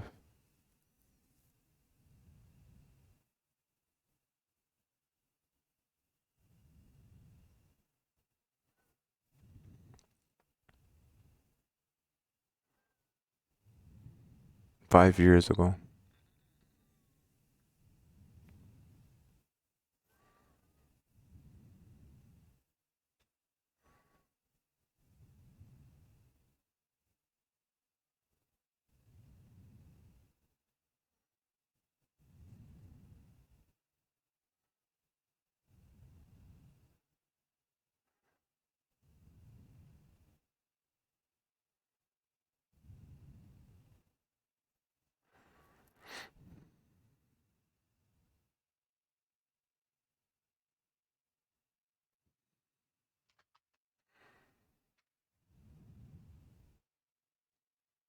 So the price is the derivative.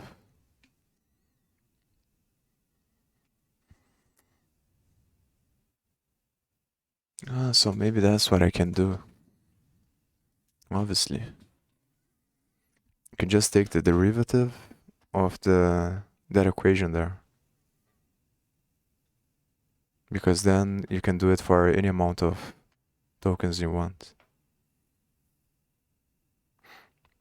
I need to understand how the derivative better, because then you make the derivatives, or maybe you don't need to. Maybe you can get the price already, but the issue, if you're getting the price, you're always getting the price in relationship to the specific token. You can find relationships that are not directly connected. So I think with the derivative, maybe you can find propagations of the relationships. And that way you can find the price of any given token relative to any other token depending on the path.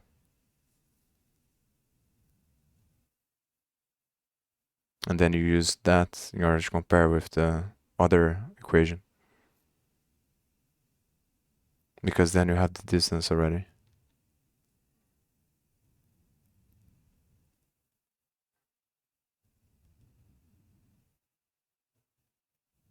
You have the difference in prices based on the routes.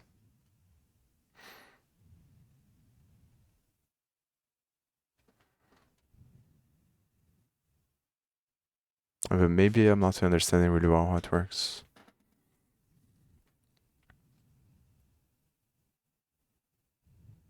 Yeah, because reserves are connected by these links of trading. So you can view it as a one-to-one relationship, or you can view it in the whole portfolio of one-to-one relationships. And you can find any relationship you want between the reserves.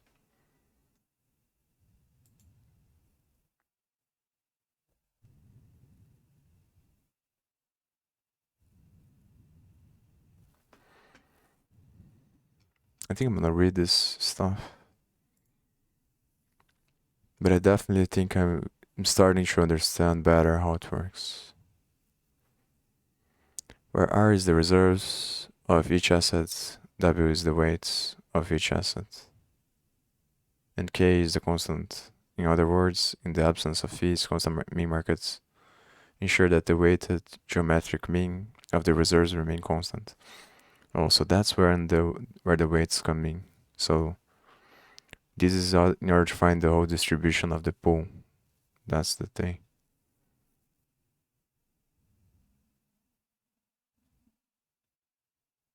So it's not gonna be 50-50 in the case of multiple paths. It's gonna be whatever is proportional to the space of the liquidity of the decentralized exchange. Very interesting.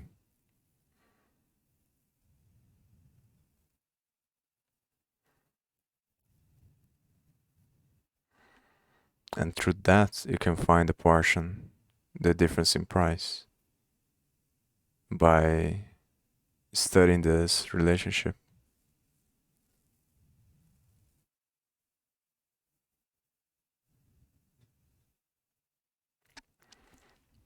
of any given point.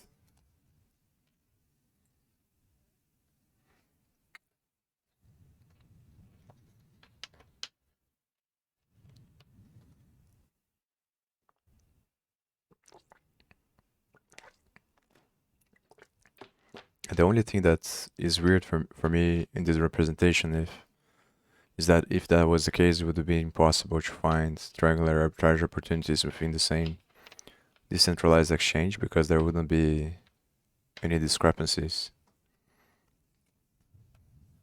So, in what situation is that happening?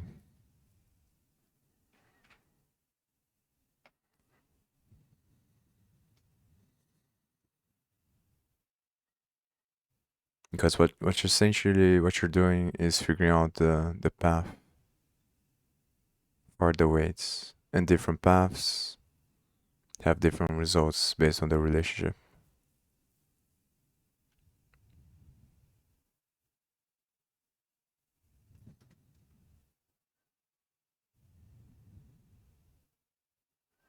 I need to spend more time thinking about this because I think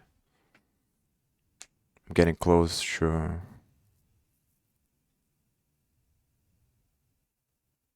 something.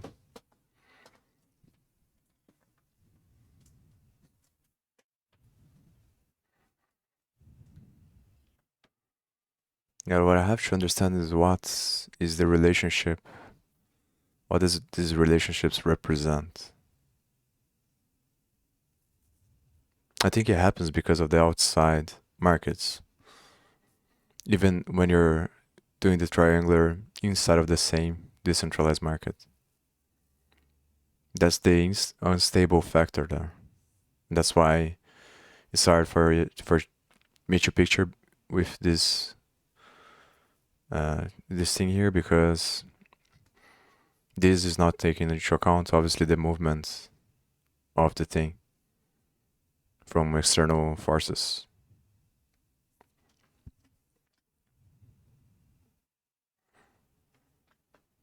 So the external forces destabilize the thing or stabilize, let's say, because the geometrical shape of this is the relationship with the overall structure.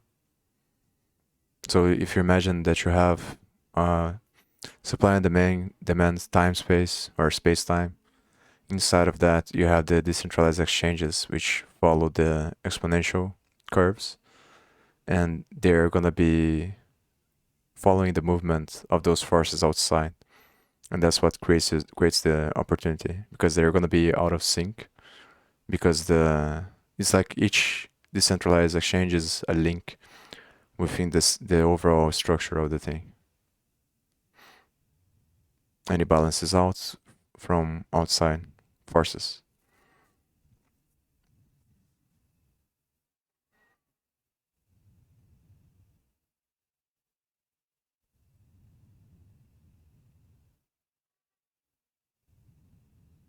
And then the triangular arbitrage within the system would be the free space between molecules, let's say, in a material. Like each material has tension, I think, between molecules.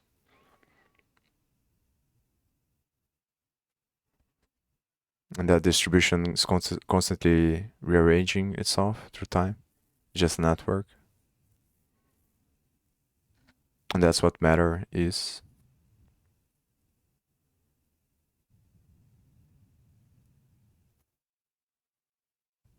So you're essentially trying to calculate the frequency, the distance in the frequency of that the curve produces in the geometrical shape of the space-time in the exchange and the overall structure outside.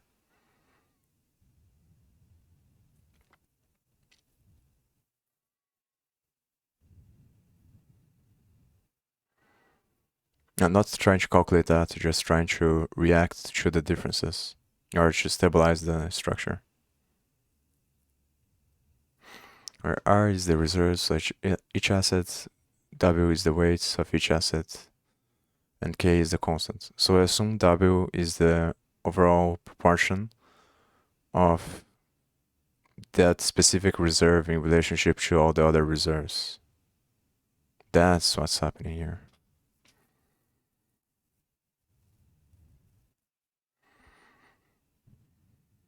But the thing is, so then I have to think about how I'm gonna get that from each one, because that's a big problem. I think you can go into each specific pool, but from what I see, I think not all pools have a way to programmatically get all the reserves.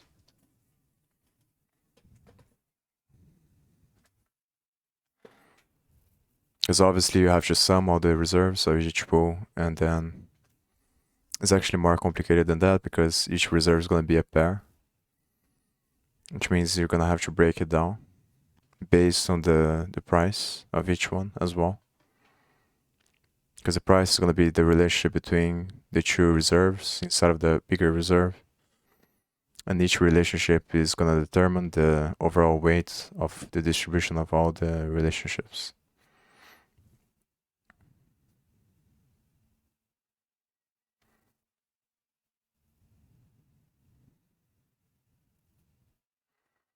For example, the function for an equal weighted portfolio of three assets would be x times y times z divided by 1/3 equals k.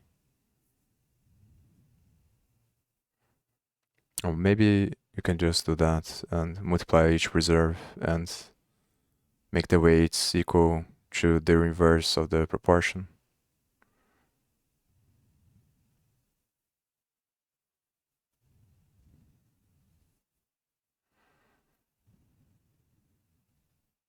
Yeah, because you're actually linking like blocks and not linking. I was thinking about, yeah, but then that's the thing, because if you get the information from 2 by 2, oh, but you can use the same coin as the link. That's the thing. I was thinking about 2 by 2 and then breaking it down so you get a linear distribution. But yeah, you can just use the same coin.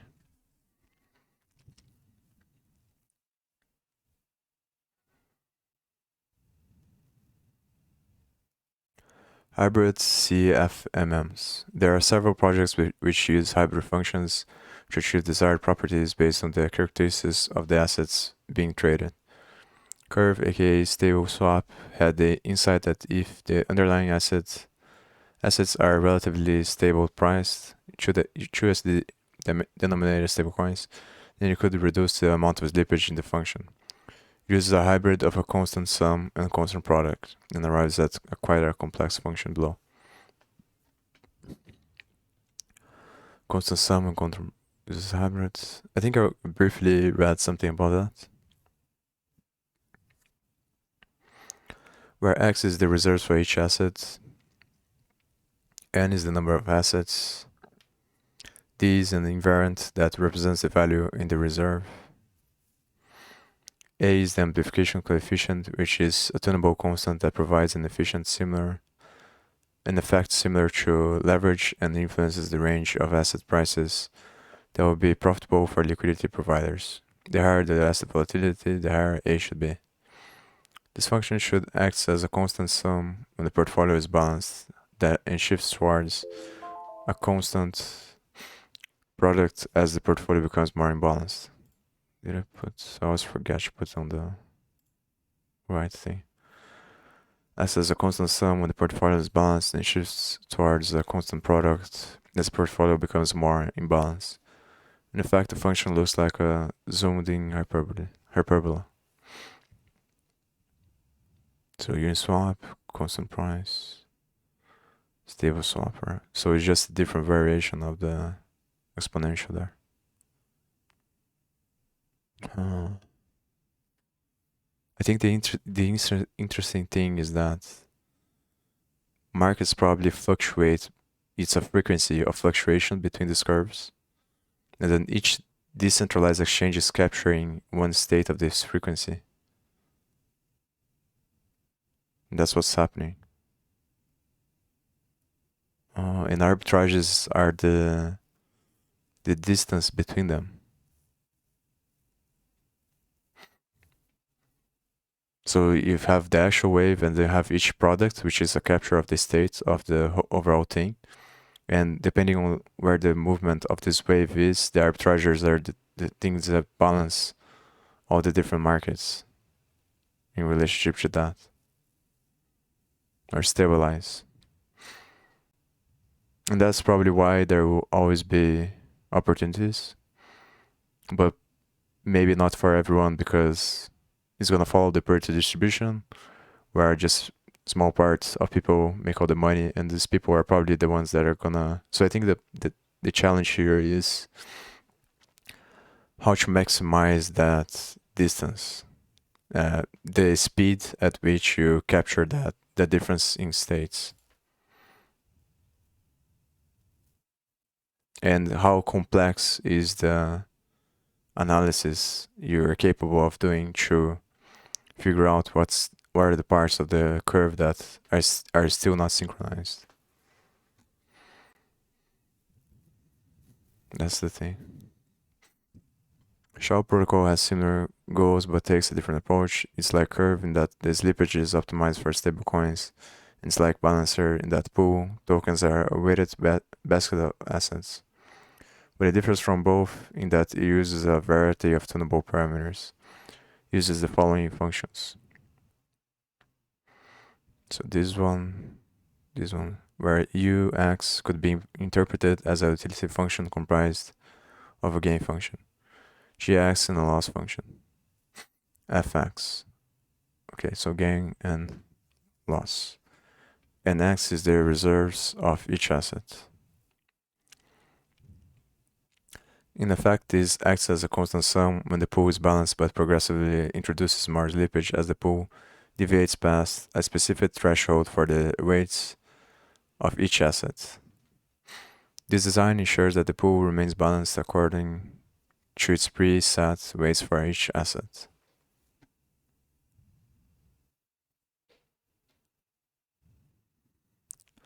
Benefits of constant functional market makers. Faster exchange. In the traditional exchange workflow, market makers need to create orders need to be published on exchanges, market takers need to browse orders, and market makers need to wait for the orders to get filled. Because of this matching process, there is the possibility that some orders may take a while to get filled, if ever. By overcoming an economics problem known as coincidence of funds, CFMMs allow for an exchange to occur immediately, which could be important for certain use cases. Bootstrapping liquidity. Bootstrapping liquidity in order book-based exchanges is an extremely tedious and expensive process. Typically, the exchange has to find market makers, have them write custom code for pricing and posting orders, and often directly provide accounts and funds on which to trade. Exchanges often have to handle some of the execution themselves by running an internal trading desk with controls to make sure they're not front-running their customers. Alternatively, the founders often hack together a Python script to offer liquidity with their own assets and simultaneously hedge their risk on other exchanges. Delta-neutral market makers also have a difficult task at hand if they have to find a way to hedge assets off their books, since it is often not possible if a natural buyer or seller does not exist. Because CFMs encourage passive market participants to lend their assets to pools, they make liquidity provisioning an order of magnitude easier. Syntax was able to use Uniswap to bootstrap liquidity for its SF liquidity pool, giving users an easy way to begin trading on the exchange. On-chain oracles. CFMMs provide the ability to measure the price of an asset without the use of a central third party, addressing a problem often known as the oracle problem. Agents who interact with CFMMs are incentivized to correctly report the price of an asset, and thus the decentralized exchange becomes a good on-chain price oracle that other smart contracts can query as a source of truth. Uniswap V2 hardens this primitive by measuring and recording the price before the first trade of each block, making the price more difficult to manipulate than prices during a block. Path independence. I think I'm gonna be right back.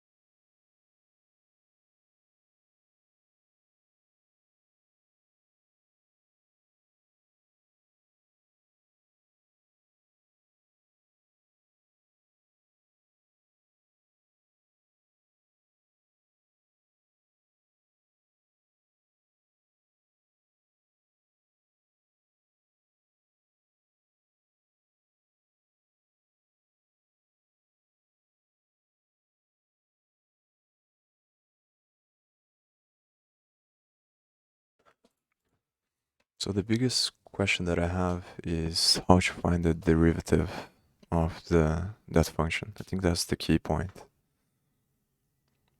And I don't understand it really well. I remember vaguely derivatives. I do remember how it works and how to calculate most of them, but obviously for each derivative is a different case, and probably nobody or very few people know how to know the derivatives of a bunch of different equations. But I remember we used tables to do that. So if you have a situation like 1 divided by x, you would just memorize what the result would be, because there's no point in making the derivative unless you're trying to exercise. But yeah, I just don't understand. I think you're always gonna take the derivative in relationship to the base asset you're trying to predict or to get the price. But then the thing is, I'm not sure if it's possible to do with more than 2 reserves. I think it has to be. And the relationship is going to be the more reserves you put, the smaller the weight is for each one. And they're all going to be equal to k, I think.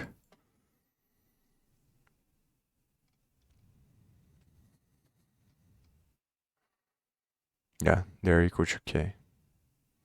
But then how does that derivative works? And what is the result I'm getting at the end?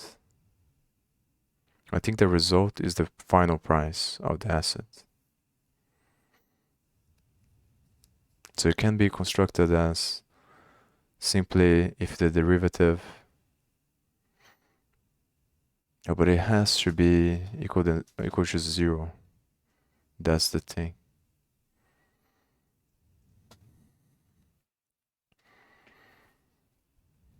To find the minimum. So you can't really find the difference in prices, because if you start with the same asset and you make it equal to 0, it's obviously not giving you a difference.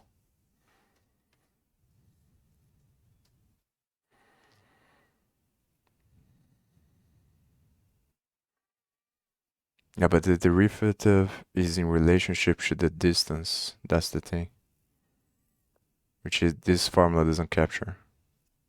So the final difference is going to be different than the initial one. And that's the thing to understand.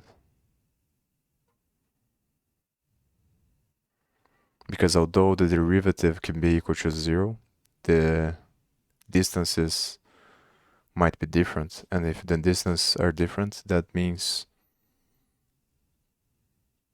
not necessarily, because if the final distance is smaller, then you lost money. If it's bigger, you make money. So the final distance has to be bigger than the initial one. That's the condition. And that's the formula to solve, I think. Just put a bunch of those multiplied with the weight, and then you solve for the derivative of the base asset. And if the final distance is bigger than the first one, and that's the point, I think, of confusion that I have, because I'm not sure how I'm supposed to make the derivative of the quantity of each one. I think I have to look into that. Path dependence, in a nutshell, means that history matters. Other book-based exchanges have a path dependency, dependent price discovery process where the price of an asset depends on the behavior responses of participants. This is evident in both traditional markets and centralized crypto exchanges, where asset prices are influenced by factors like order book depth, buy side or sell side liquidity, trading history, and private information, are largely path independent, assuming minimal fees, which means that the price of any two quantities depends only on those quantities and not on the path between them. Yeah, I'm not sure if I agree with this. I agree with the relationship between two reserves, but obviously not with relationship of multiple reserves. This offers two important benefits because the trader gets the same price from participating all at once, and I think the difference is time, actually, but maybe not. And the reason I say that is because, like I said before, is influenced by external factors, but so that the relationship fluctuates over time. And on those times where there is discrepancy, the history definitely matters because you're trying to get a path that has captures that connection. Because a trader gets the same price from participating all at once as in a set of small trades, traders do not need to strategize how they make trades. It provides a minimum representation of states. We only need to know the quantity to price an asset. Drawbacks of constant function market makers. Slippage. First, the tendency of prices to move against the trader's actions as the trader absorbs liquidity. The larger the trade, the greater the slippage. CFMMs incur large slippage costs and are thus better for smaller order sizes. Exotic financial risk. Adding liquidity, but the thing is, slippage also happens in normal markets because there are not no. If you have a very big order, the chances of having enough liquidity is almost zero.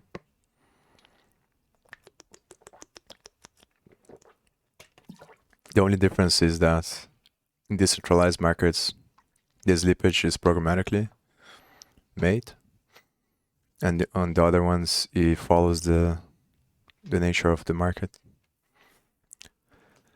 Exotic financial risk. Adding liquidity to a CFMM is simple but comes with some complex financial risks. Impermanent loss, short volatility, long volatility, volume correlation. For example, the Uniswap payoff curve is concave, meaning that liquidity providers are profitable within a certain price bound and will lose money in large price movements. Ideally, we want convexity when taking risk, which means having upside on both sides of the risk spectrum. This payoff structure suggests that liquidity providers should be actively monitoring changes in the liquidity pool and acting on changes quickly to prevent significant losses. Hmm.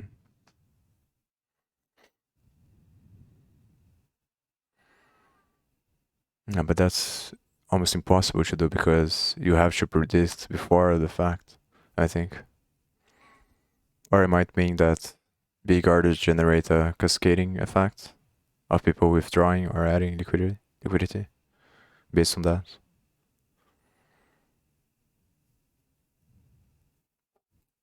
The future of constant function market makers. Asset-specific functions, Carver and Shaw have demonstrated that there exists a design space for constant functions that are tailored for specific types of digital assets. As such, I believe that we will have a variety of CFMMs designed for asset types in addition to stablecoins, such as derivatives. So I think this makes sense but it's not very gonna be fully efficient because it's trying to mimic the behavior of markets. And markets are dynamic because that's what nature is. So it's a decentralized computation in order to adapt to the differences in nature. And that geometry is probably fractal in infinity. So if you have constant product maker formulas for markets, they're always going to be off the geometry, which means that it doesn't matter how many markets you have, there's always going to be space for different ones. And the ones that exist are always going to be always going to need arbitrageurs to balance this structure depending on the movement of price outside. And I think it's impossible to create something that is fully just automated market makers, even if you have, unless you do all possible equations between the spectrum of the limits in which the liquidity fluctuates, which is probably impossible to do. I shouldn't say impossible, but I think, yeah. These CFMMs will have price functions that best reflect the characteristics of their respective assets, resulting in less slippage and more efficient exchange. Liquidity sensitivity. This property implies that market makers should adjust the elasticity of their pricing response based on the volume of activity in the market. Liquidity sensitivity is desirable because it aligns intuitively with the way one would want market to function. A fixed size investment moves price less in liquid markets than illiquid markets. Liquidity sensitive for today's CFMs is limited to price, i.e., the larger the liquidity pool, the lower the price slippage.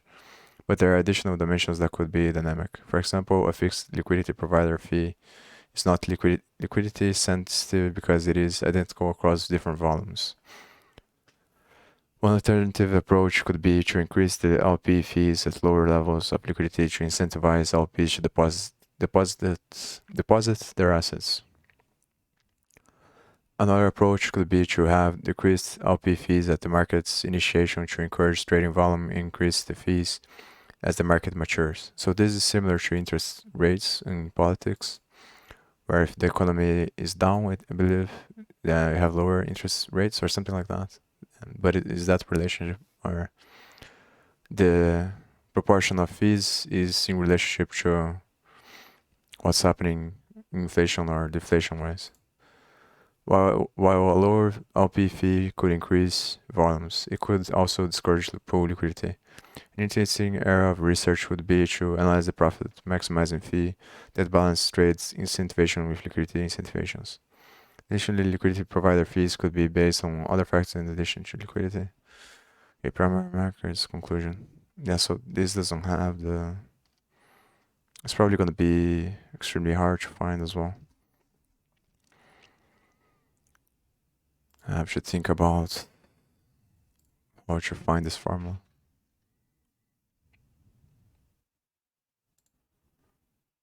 And maybe this one.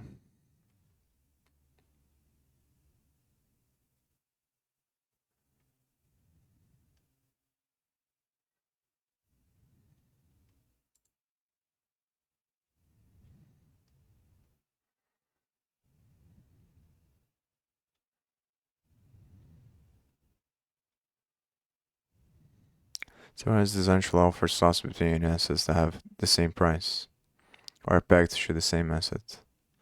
The common examples are stablecoins that track US dollar and assets that track the price of Bitcoin. Prices are determined by the pool balances, the multiplication parameter, and the amounts of tokens that are being swapped.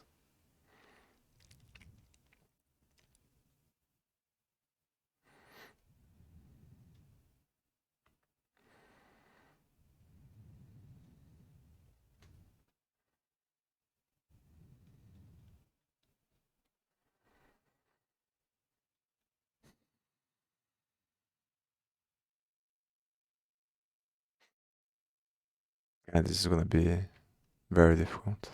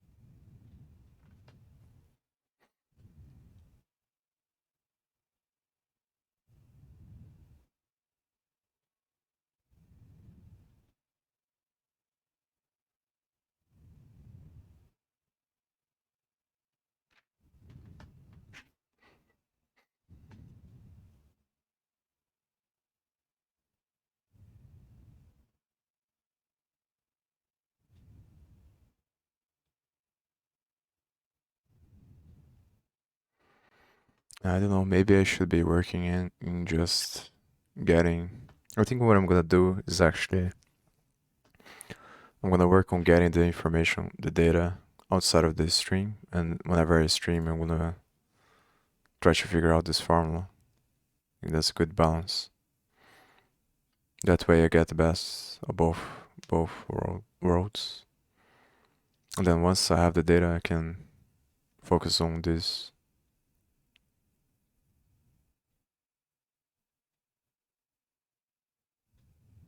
Because it's also gonna be good to have in mind what kind of information I can extract from the exchanges, so I know what I can work with.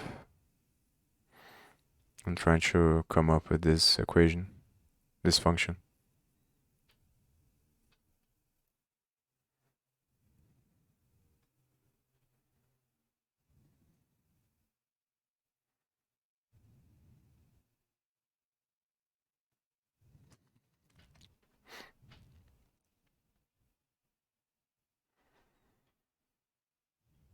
So I think I'm done for now. Probably come back tomorrow. See ya.